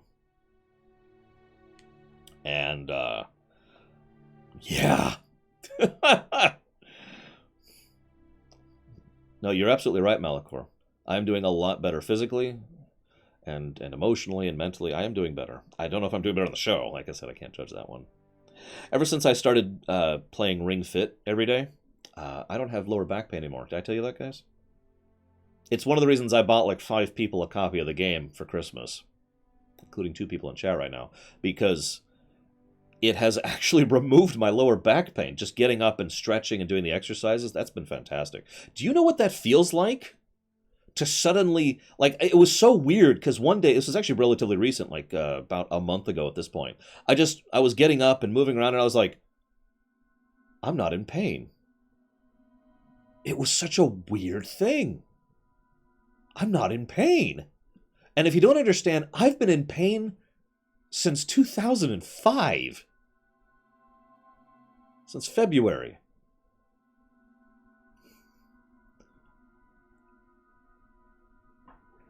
So yeah, take this as a consideration and a recommendation. Buy Ring Fit. And stick with it. That's actually important. You do need to keep on to that. Like, it's on to you. The game will not get you in shape, and the game will not help you out. You got to do that. Anyways. I suppose I should give my answers for best turnaround. It's mostly the same. One of them, my number 2 pick is FF14. Like I said, worst MMO ever made to FF14, an MMO I am looking forward to playing in about a year and a half. But I have to actually pick something else for my biggest turnaround, and that is Capcom. This is why I didn't talk about Capcom earlier. Granted, I have a lot of personal bias about Capcom, and a lot of that is about the Mega Man series. But we went from Capcom being... like, we had DMC, we had no Mega Man, we had junk Resident Evil, we had... oh, God, what else? I'm trying to... help me out here. Just junk after junk after junk. For several years, Capcom wasn't just not doing well, Capcom was terrible. Just... And we have since had Mega Man 11, Devil May Cry 5, Monster Hunter World, I think, is the latest one. or whatever the Monster Hunter is that's really good that everyone... Resident Evil 2's remake, Resident Evil 7, which is apparently really good, which actually kind of started it. RE3, RE3R has been announced. Street Fighter V, I've heard mixed stuff about that one. They have really turned themselves around to going from something that was just to being great. Not just good. Devil May Cry 5 was fantastic. Mega Man 11 was very good. Resident Evil 2 Remake is one of my favorite games of the last year, etc., etc. So, for me, I have to give it to Capcom. It's a really close call for me, I'll admit, between Capcom and FF14. And I can't pick myself, that'd just be weird. Although, if I'm being real, it's probably me. But anyways, alright. Let's talk about game design. You guys like game design, right? Here, hang on, I have a playlist just for this one. Let's switch over. I think this is an appropriate playlist for game design. Let's start here. So, I need to get a timestamp. I don't think I got a timestamp for the last one. No, I did. Okay. Ladies and gentlemen, we've got all sorts of stuff for game design. So first, best graphics of the decade. Going down the list here. All right, so Assassin's Creed Origins with 0 votes. Neo with 0 votes. Dishonored 2 with 1. Assassin's Creed Odyssey with 1. Heavy Rain with 1. Days Gone with 1. Battletech with 1. Stellaris with 2. Sekiro with 3. Batman Arkham Knight with 3. Serious Sam with 3.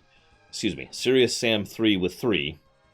Homeworld Deserts of Karak with 3. Forza Horizon 4 with 4. You're just really messing with me at this point. Yakuza 0 with 5. Final Fantasy 15 with 7. Doom 4 with 7. Devil May Cry 5 with 7. Star Wars Jedi Fallen Order with 9. And then we got a bit of a spread here. So we've got Star Wars Battlefront 2 EA with 12. Kingdom Hearts 3 with 12. Detroit Become Human with 12. Death Stranding with 15. Sure. Horizon Zero Dawn with 18. God of War 4 with 23. And in number 2 with 43 votes, The Witcher 3. Oh, and also Red Dead Redemption 2 at the top with 82 votes. 30% in this huge spread. Red Dead Redemption 2 just absolutely smashes everyone else out of the park. Now you're probably thinking, well, Laura, what's your best graphics game? Red Dead Redemption 2. This is mostly about fidelity, not style, but I also consider animation when it comes to graphics. And RDR2...